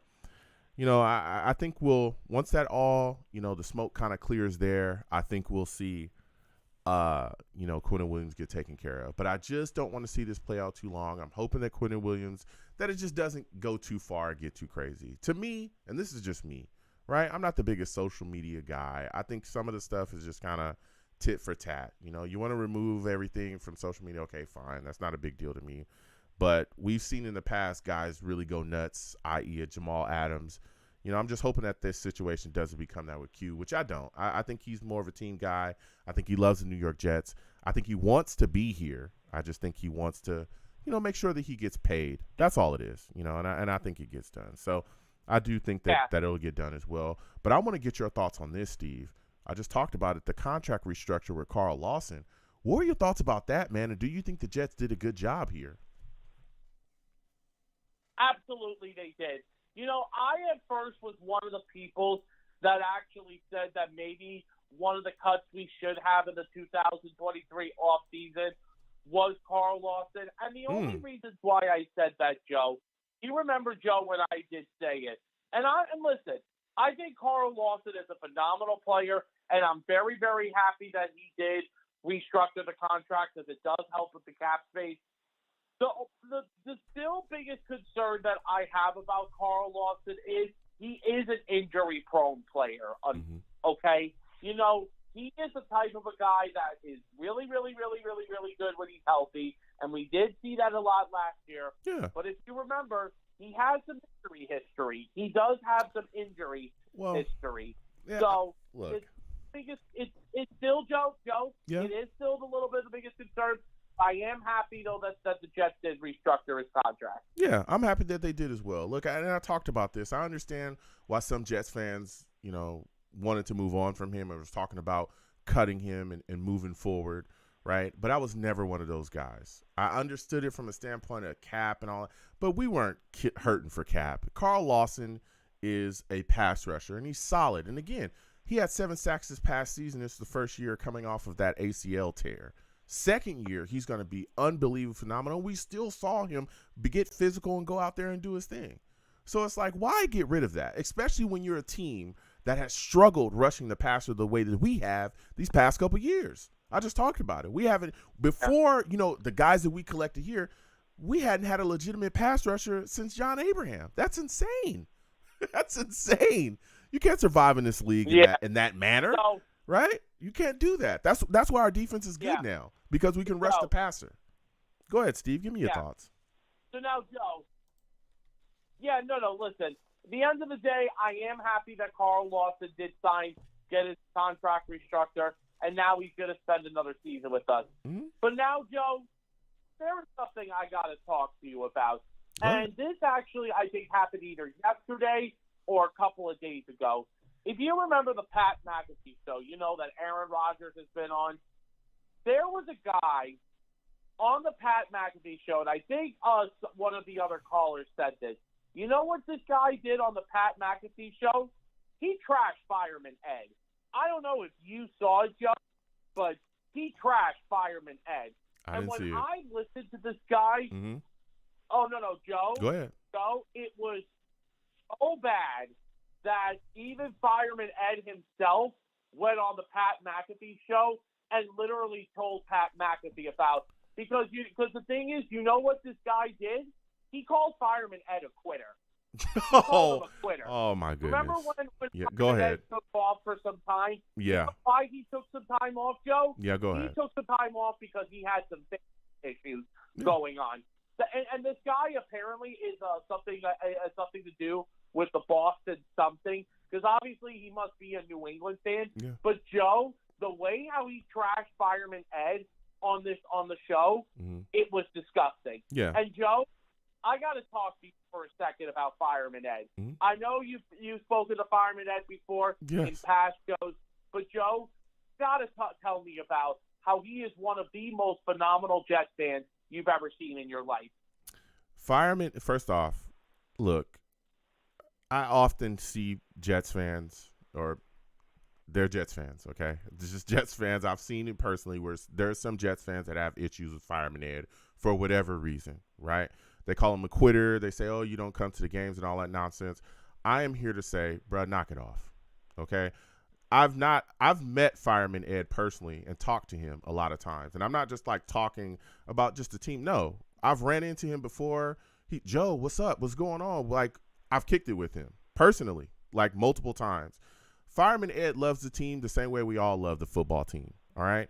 You would stop coming to games if you got harassed as much as he got harassed as well. People would throw things at him. People were doing all kind of crazy things to Fireman Ed, and he was just there to show love for the team and lead the chant.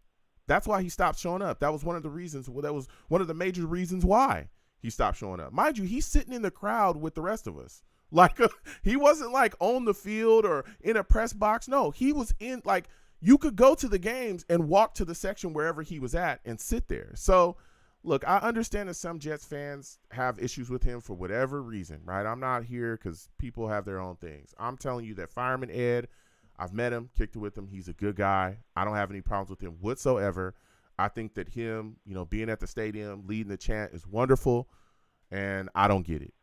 I truly don't get what anybody has or what issues that other people may have with him, because every time, I saw him, he was always polite to me, always treated me well, always talked, had great discussions going back and forth about the football team. And again, I know that he's been harassed coming to the stadium multiple times from people throwing things at him from different sections, people yelling stuff at him. There's been other stuff that has happened, so I don't get it. But, some people just want to have issues with others. That's what I'll say. Some people just want to have issues with other people, and that's just their motif. That's just what they do. Period.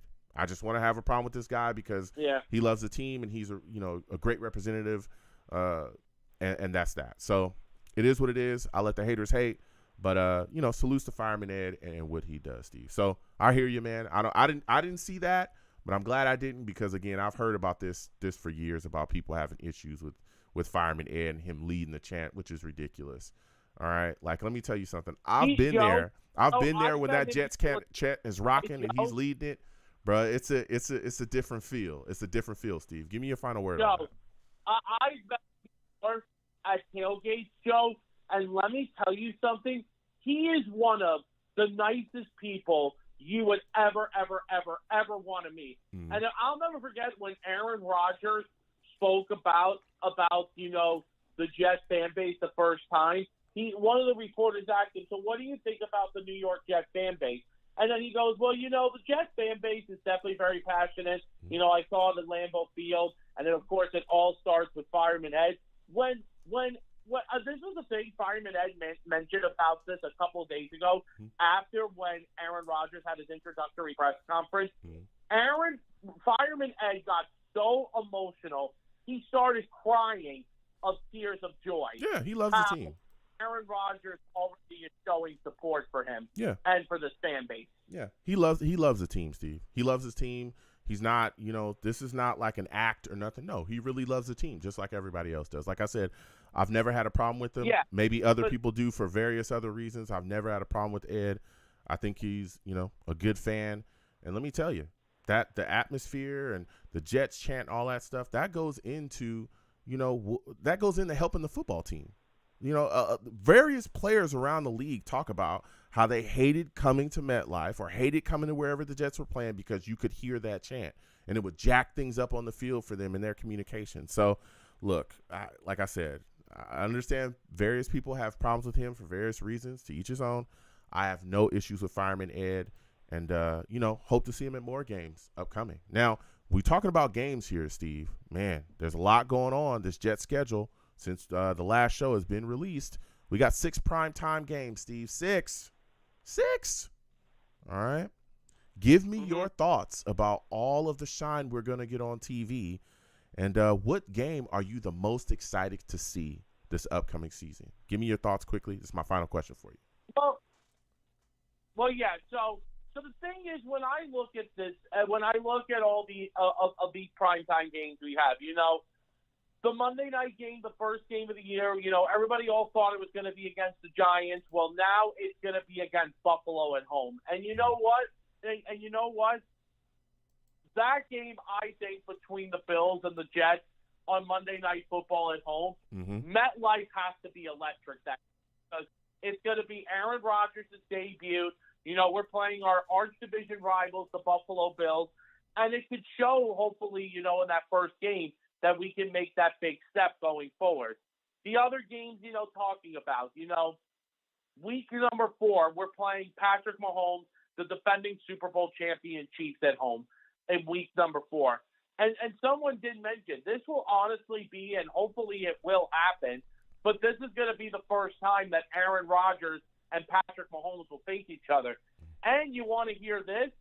Patrick Mahomes will be making his debut playing in New York. Yeah. He's never played in New York before. So this is going to be Mahomes' first time. And let me tell you something. I love Patrick Mahomes. I absolutely do. Yeah. I think Patrick Mahomes is going to be phenomenal. He is a phenomenal player. But this is going to have to be, obviously, listen, if I got to pick between my football team and Patrick Mahomes, I'm going with my football team against him. It's the one time I got to go against him. Listen. Because let me tell you, I'm a huge Mahomes fan. Yeah, listen. Patrick Mahomes is phenomenal. I got to go against him. Yeah, Patrick Mahomes is phenomenal. I'm talking about a phenomenal quarterback. We've seen him do a lot of things, Hey, Joe. Listen, go ahead. Just to get this off topic, really quickly. Did you remember last year when Tyreek Hill got traded to Miami? Yeah. And remember when Tyreek Hill said in an interview how Tua Tagovailoa is a better quarterback than Patrick Mahomes is? Yeah, and we all thought, that something was wrong with Tyreek. We all thought that, I don't know why he was maybe. But Joe, the other primetime games to talk about really quickly, because I know you got other callers. The Black Friday game against Miami, that should be a fun game. Aaron Rodgers versus Justin Herbert on Monday Night Football. The reason why we got chosen to play on Monday Night Football is not only because of Aaron Rodgers, it's also because of Justin Herbert. Yeah. That quarterback, he's phenomenal. Yeah. Justin Herbert, he is phenomenal. Absolutely, Steve. Except he plays for a trash organization. Listen, Steve, I want to thank you for calling in. You brought the heat. This is a phenomenal call from you, man. Again, I want to thank Steve for calling in. He brought some takes. He brought some takes. All right. I see my boys in the chat. Salutes to all the savages going back and forth. North Carolina, we're coming to you next. Guy Jack Kenna in the chat says, trade Quinnen Williams to the Raiders. Salutes to you, Jack Kenna. No. No. I don't want to see that happen, okay? I want to see Quinnen stay a Jet for the rest of his career, all right? All this trading Quinnen Williams talk, we can flush that.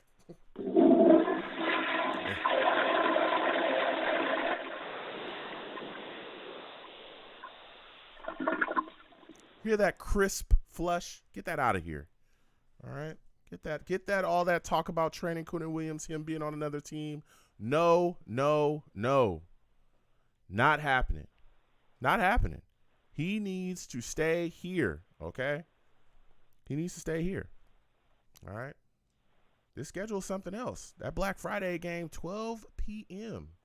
West Coast. I like it. All right? 515-602-9639. 515-602-9639 is the number. Call in. Next, we're going to my guy from North Carolina. Oh, boy. For those of you that do not know, North Carolina, savage. Savage. This man's a savage, man, and he knows his Jets. Appreciate it. Salutes. Listen, man, I've been waiting to talk to you. Oh, yeah. I've been waiting to talk to you. We've had callers. We're burning the midnight oil here. We're talking about the Jets. Give me your thoughts about this situation with Quinnen Williams, man. Remove the Jets from his social media. You already got Jets fans talking about getting rid of him. They want to trade him now because all these things is going on. Do you think the New York Jets will be able to get the restructure done with him, or do you think it's time to move on? I think they'll resolve the contract situation with Quinnen Williams because I think they realize he's too valuable. Mm-hmm. He's in the prime of his career, and he's a tremendous player. And I think it's just the nature of the beast. It's just the nature of the business, you know. I think cooler heads will prevail because unlike Jamal, I think Williams wants to be a Jet. He just wants to get this contract thing done so he can get down to business and get to work so they have a long and important season ahead. So, you know. Mm-hmm. Yeah, I remember that Jamal Adams saga. That's Whoa, right. that was ugly. Oh, boy, that was. I tried to warn That's people. Right. They didn't want to hear it. We turned it around. Yeah, we did. We did. That's just right. like I said. Just like I said. It was, people didn't want to hear me. You were right. Yeah, people didn't want to hear me, but right. it is what it is. Now, when you look at the situation, right? Because you're talking about right. it, and you're saying, they're going to keep him a Jet. There's talks that he's looking 24, 25, possibly 26 million per year. If you were the Jets general manager, are you willing to give Quinnen Williams that? The number's high. You'd always like to see if you could secure a deal with a little bit lower number. Mm-hmm. I'm hoping whatever his number is or whatever their number is, they can at some point meet in the middle. That's the key thing. If they can meet in the middle, then they can get a resolution and reach a deal, Mm-hmm. Yeah. So you're thinking maybe 24, 25 million? You think it will be able to get that done? Yes, that's what I'm hoping for, somewhere in that range. Okay. Yes, definitely. Yeah. Mm-hmm. So when you look about it. Yeah, so when you look at this Carl Lawson restructure, man, went from 15 million non-guaranteed, they changed it to about 9 million guaranteed base, 8 million guaranteed, $9 million dollar base now. Yeah. He took a bit of a pay cut. He can make some, money back. I think about $3 million with incentives. How are you feeling about this restructure of Carl Lawson? Do you think that Joe Douglas did a good job? Oh, yes, as always. Joe Douglas is always thinking moves ahead. He's a master chess player. And this could be the prequel to getting the Quinnen Williams deal done eventually. And I think he's setting up the board now, getting these restructures done, and hopefully that money will be allocated to Quinnen. Hopefully he'll get that money, and and everybody will come out all the more better for it. Mm-hmm. Yeah.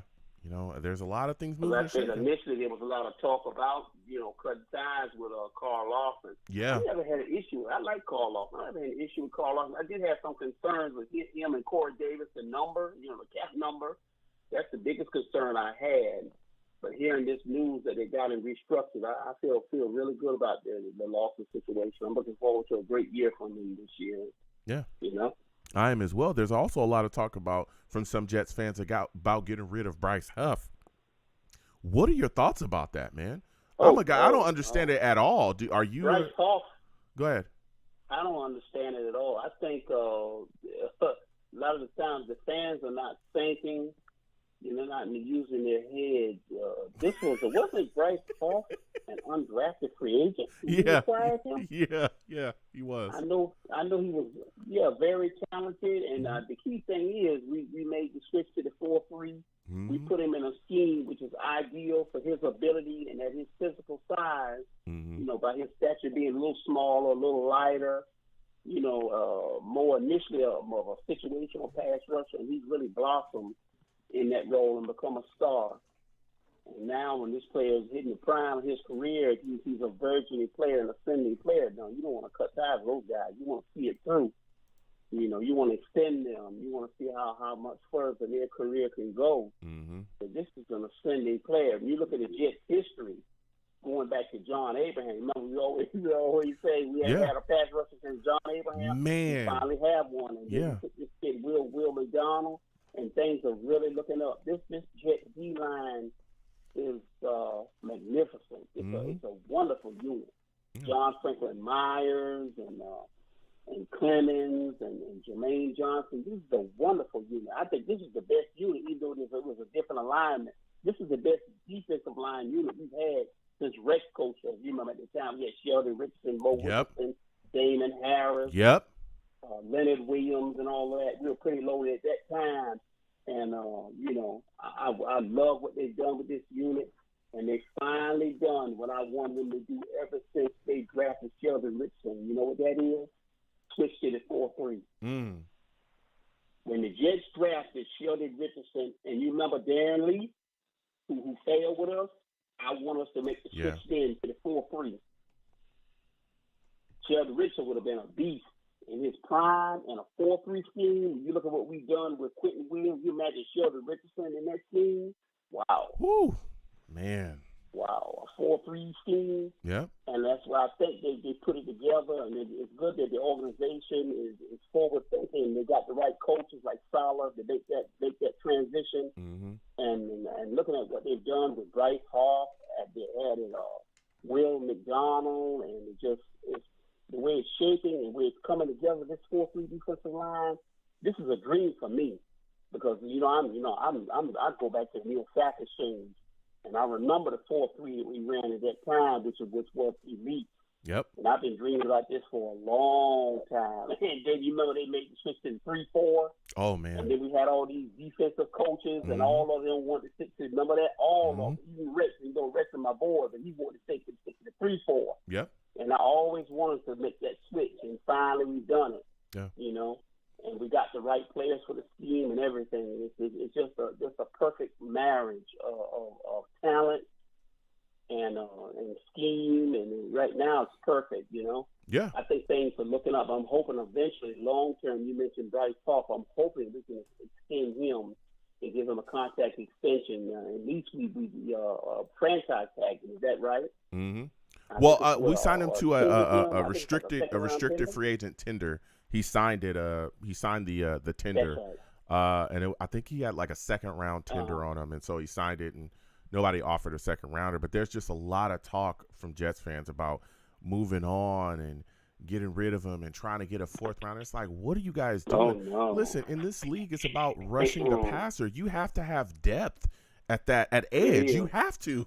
Like if we're talking about winning Super Bowls, you're not going to do that with just one edge rusher. You're not going to do that. You're not going to do that with just two. You need more than that. You need more than that. It doesn't work that way. Man, you look at the Niners.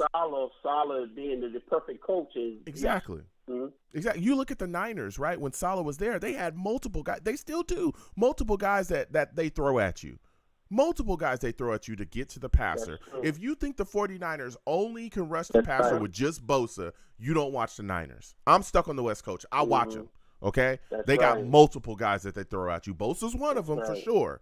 He's a dog. I'm not going to lie to you. That boy can get up and go.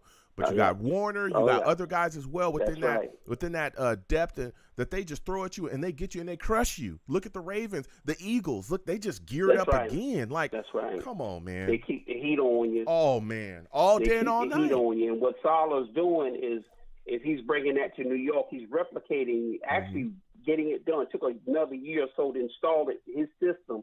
But we're seeing it now. He's replicating what he did in San Francisco, adding Will McDonald. Even though the circumstances that we added, we were a little disappointed we didn't get the tackle. But in a way, it worked in our favor getting Will McDonald. Will McDonald is a terrific pass rusher. You know what I'm saying? Yeah.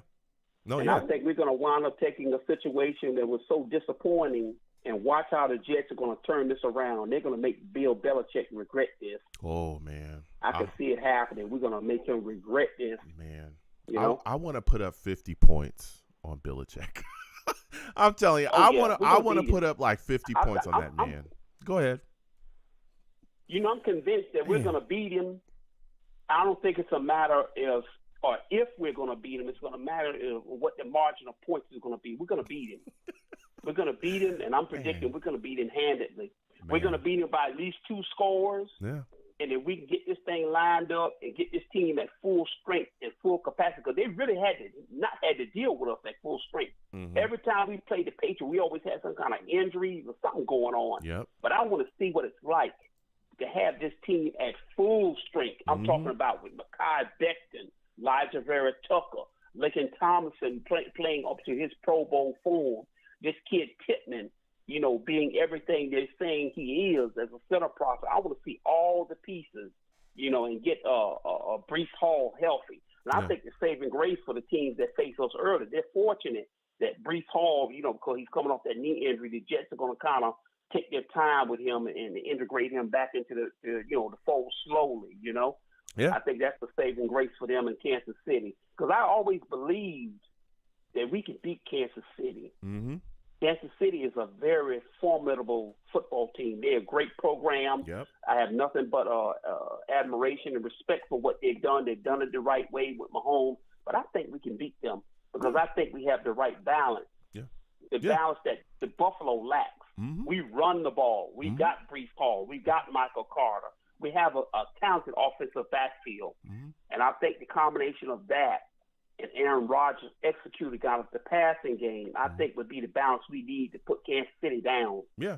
I mean, we finally have a quarterback. I think that's the biggest acquisition, the crown jewel. We finally have the quarterback to be able to compete offensively with these teams. I mean, look at the Vikings. We played them this past season. They were one of the top teams in the league. People were picking them to be in the Super Bowl. We lost to them 27. I think it was 27-22. Our defense played shut down, but our offense couldn't get it done. And you look at most of the season.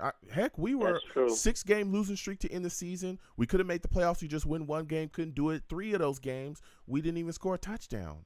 Like that's the Jets' defense has got it. It's just figuring out the quarterback position that we have. That's just on offense, and you know what killed us is once Mike White got the cracked ribs and the offensive line being in the state it was in, they couldn't protect Mike White. And once the dominoes fell, once Mike White got hurt, we were done. We were done. We had no Breece Hall, and then Mike White got hurt. That finished us. It was just a little too much. Mike White went out there and still tried to perform valiantly. But in his physical condition, there was no way he could give us what we really needed to get us over the hump. Yeah. You know, I'm so happy to have Aaron Rodgers. Yeah. Aaron Rodgers, to me, is a game changer. Now I can kind of finally exhale.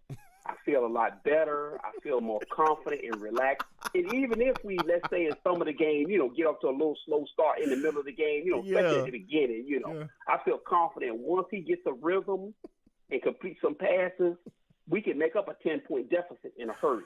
He said, Aaron Rodgers is an excellent quarterback.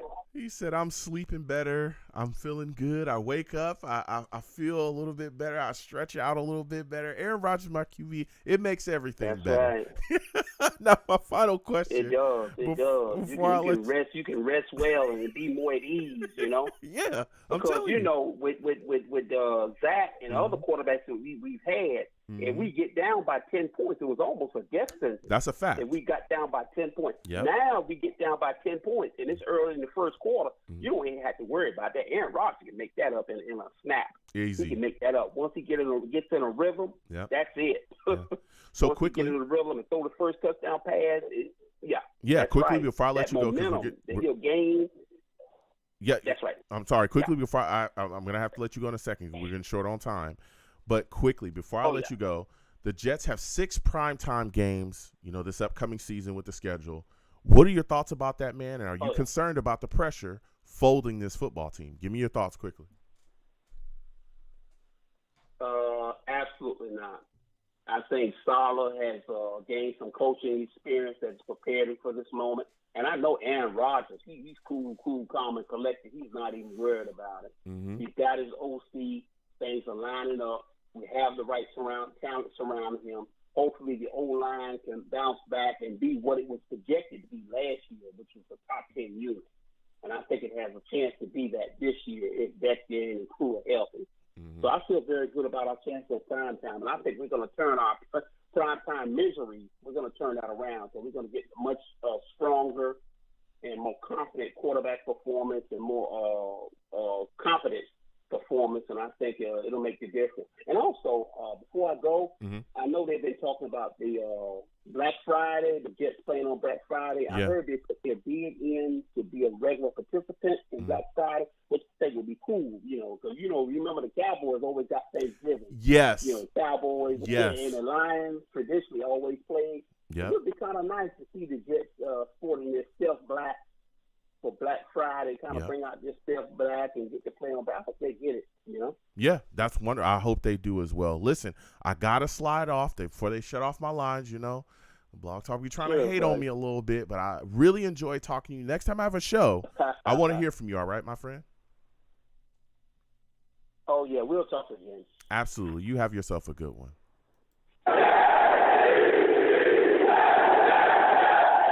Boy, oh boy, what a hot show. I got to get out of here. We're short on time, okay? I want to thank everybody for listening. This was phenomenal, man. We went back and forth, had a lot of a good time. I got to shut everything down. Listen, I'm the man of the people. I'm here for the people. Let me shamelessly promote my Facebook page. Everyone go on Facebook. Search The Long Beach Joe Show. Like that page. My content's up there as well. Go ahead and give it a listen. Message me. I'll message you right back. I love going back and forth with you folks about this football team. Also, leave me some feedback. I love hearing about what you folks think I do here on The Long Beach Joe Show. I'm also on Twitter as well, okay? Go to Twitter. Type in @The Long Beach Joe. @The Long Beach Joe. Go ahead and follow me. I'll follow you right back. You want to troll me? No issues. I am the troll that lives under the bridge, and I will have my Vera Tucker jersey on at all times. At all darn times, okay? Listen, man. This guy's going to come back this season and dominate. Woo! I'm talking dominate this upcoming season, okay? Vera Tucker is going to just destroy people. Because that's what we do at SC. That's what we do. Fight on. All right. Personal Twitter is @YoungJ000. All right. Let's go back and forth. You can also check the show out live as well. And check out my content on YouTube. Come on over to YouTube. Type in Long Beach Joe Jets. Long Beach Joe Jets on YouTube. Subscribe. Okay. Hit that notification bell so when I post content, you folks will be in the know. Also, give the video, streams, and everything a thumbs up. And if you want to troll me, get in the comments of those videos and troll me, and I'll troll you right back. All right, we'll go back and forth. And there's always people, when you see me in person, it is arms out, chest open, free hugs for everyone. Okay, free hugs for everyone. The hugs will cost you absolutely nothing. Thank you for taking the time out of your day to listen, call in, get involved, talk to your boy, all the savages in the chat. Any way that you interact with the show, it is greatly appreciated. I want to thank y'all, okay? Without y'all, I'm telling you, I'm nothing. Thank you so much for interacting with my content, okay? And also, again, I want to thank Hiko Bayer for calling in tonight, all right? It's phenomenal. 90 seconds. Gangrene Germany, get involved with them any way that you can, okay? Any way that you can, Gangrene Germany. I want to thank you folks for calling in. Again, I want to thank you folks for getting involved. It's been a great one. You folks have a good one. Peace. Hold on 1 second, folks.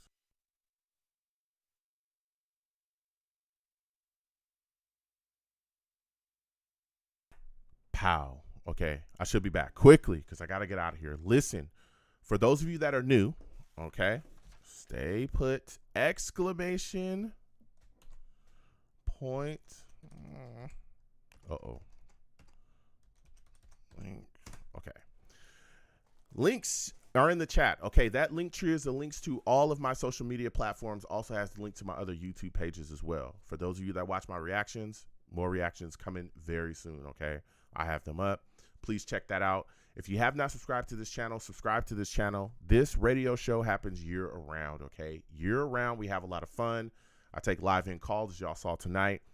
We have quite a bit of callers, so we have a lot of fun here. We do a lot of great things. The only thing I do not allow on my show is cursing. Do not call into my show cursing, or I'll get you out of here fast. This is a family show, and I don't allow that here. Also, when you call in, please make sure that your phone is good to go, okay?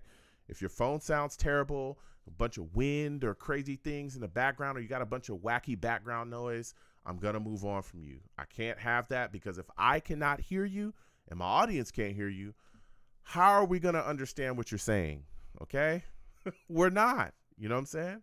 We're not going to be able to do that. All right? So please make sure your phones get together. Please make sure your phone is good to go, and make sure you have everything, squared away when you call in. Also, this number right here, okay, for the foreseeable future is going to be the phone number for the show. It's never going to change, okay? It's never going to change, all right? So here's what people do. Again, if you follow me across my social media, you go to my link tree. I announce hours before I'm going live that I'm going live, because sometimes my show's on different days. But generally, we always start at 7 p.m. Eastern. So what people do is they call in when I announce I'm doing a show, and I'm telling you, I give notifications all across my social media. They'll call in at about 6:50 to 6:55. I think the lines open officially maybe 5 to 10 minutes before the show starts. So what they'll do is they'll sit on the lines for about 5 minutes. Show start. I'll talk about whatever I got to discuss, or like tonight, we'll have a guest, which is, a quick interview. Generally, it'll be about 10 minutes, maybe 15 minutes of me discussing what I got to discuss, or if I have an interview or whatever, we'll do that. And then I get to the lines, as y'all saw tonight, and we have a lot of fun. So if you want to get on the show earlier, that's what people do, okay? I'm putting this out there because that's what a lot of veteran guys do that have been watching me and listening to me and talking to me for years. That's what they do, okay? I'll put it out there just to be fair, that the lines be open way before the show starts. That's how people get on earlier, all right? I know there's people like Val that don't like that don't want other people to hear that, because he likes to keep, he wants his shine. He don't be hating on me. He hate on y'all. You know what I'm saying? He hate on y'all. He don't have no problem with me. But, just to put that out there, that's how that works. So we have a lot of fun. And again, no cursing on my show. Make sure your phone's good. And, no, don't call in trying to yell over me either. I'll cut that out immediately. This is all about having great discussion. We can get passionate. I love passion. I love, to talk about the football team. I love passionate takes. But don't be calling in here trying to, I'll get you up out of here. All right. This is about discussion, be an adult. Okay. And even if I don't agree with your take, right? Or if you don't agree with my take, I'm all about hearing you out, because I want to connect with Jets fans. That's what this show is about. And, I want to connect with football fans. Let me put that there, because not everybody that even watches the show or listens to the show is a Jets fan. I'm all about connecting with football fans. Y'all saw tonight, we have Jack Quinnen, who's a Raiders fan, phenomenal. Really enjoy talking to him. He's a good guy.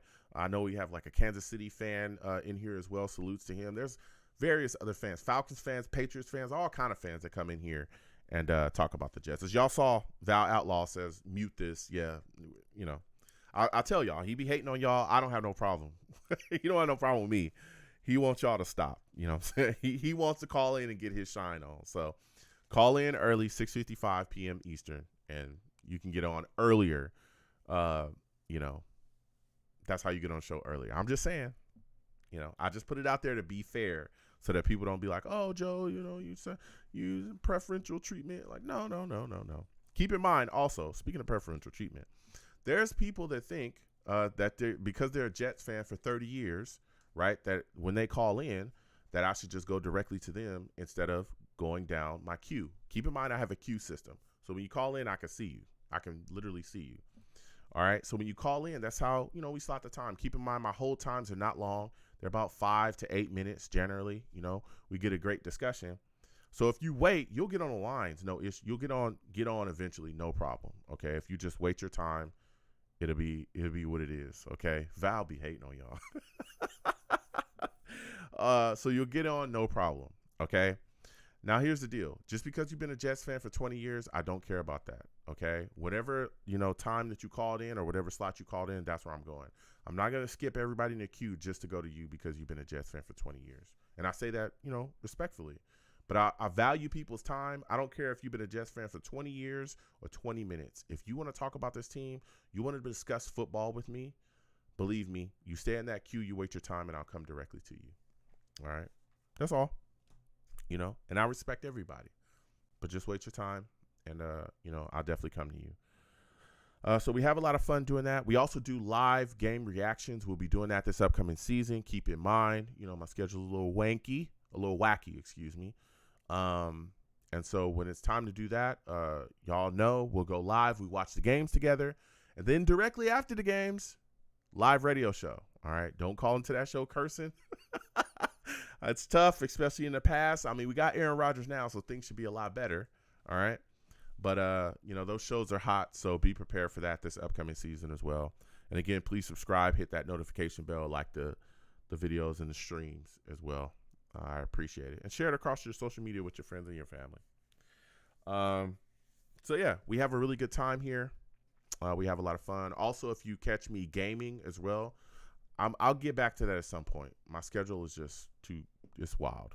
I know people they're furious. I know some people are furious with me that I'm not gaming as much as they want me to. And look, I'm telling y'all, I know I'm trying to get back to it, but it's really, really tough. But your boy's going to pop up eventually and, play some games. So if you see me and I'm playing some video games, come on in, talk to your boy. We talk about it all. We talk about life. We talk about all that stuff. Sometimes we even still talk about the Jets. We go back and forth and we have a lot of fun playing games. So please, if you see that, come on in, and join your boy. You know what I'm saying? So we have fun doing that too. So yeah, man, this is a blast. Again, salutes. I want to thank everybody for joining me tonight. Again, subscribe, like the video, hit that notification bell if you haven't already. It's greatly appreciated. And again, salutes to Heiko Bayer for calling in tonight, Gangrene Germany. Those are phenomenal guys. Please get involved with them any way that you can. Man, oh man. Val says might have to definitely get that new Madden since we have a quarterback. I definitely was not looking forward to playing with Zach Wilson. See what Aaron Rodgers do? Aaron Rodgers even sells Madden. All right.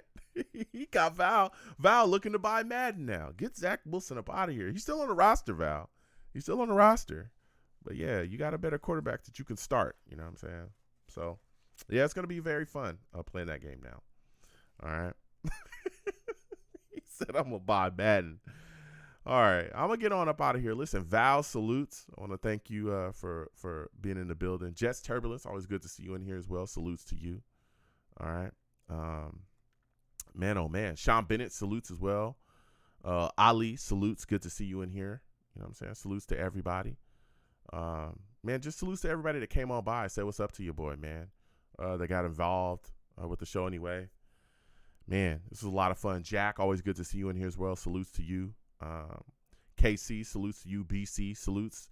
NY Jets FL, always good to see you in here as well. GVH, salutes to you as well. Jimmy, salutes. Good to see you in here too. Man, oh man. A lot of fun. Jacob, salutes.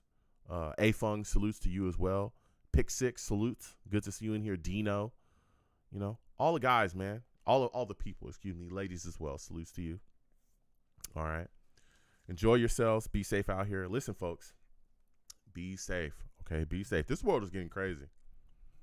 Don't ask me why, but as time keeps rolling, people are just losing it. All right, so something's going on with these people's, something's going on upstairs for these people. All right, just be safe out here. A lot of crazy things going on in this world. All right, be safe. Listen, sit down with your friends and your family, eat some good food, make some great moments, spend time with the people that you love the most, and let them know that you love them. It's extremely important to me. I hope it's extremely important to you to let the people that you love, your loved ones, let them know that you love them. All right, because you never know. You never know, man. All right. So I'm going to get on up out of here. I'll see y'all Tuesday. Tuesday, I think, is going to be our next show. Tuesday at 7 p.m. Eastern. I'll let y'all know for sure. But Tuesday at 7 p.m. Eastern, I believe, is our next show. We're going to have a lot of fun. So I'll see you folks Tuesday at 7 p.m. Eastern.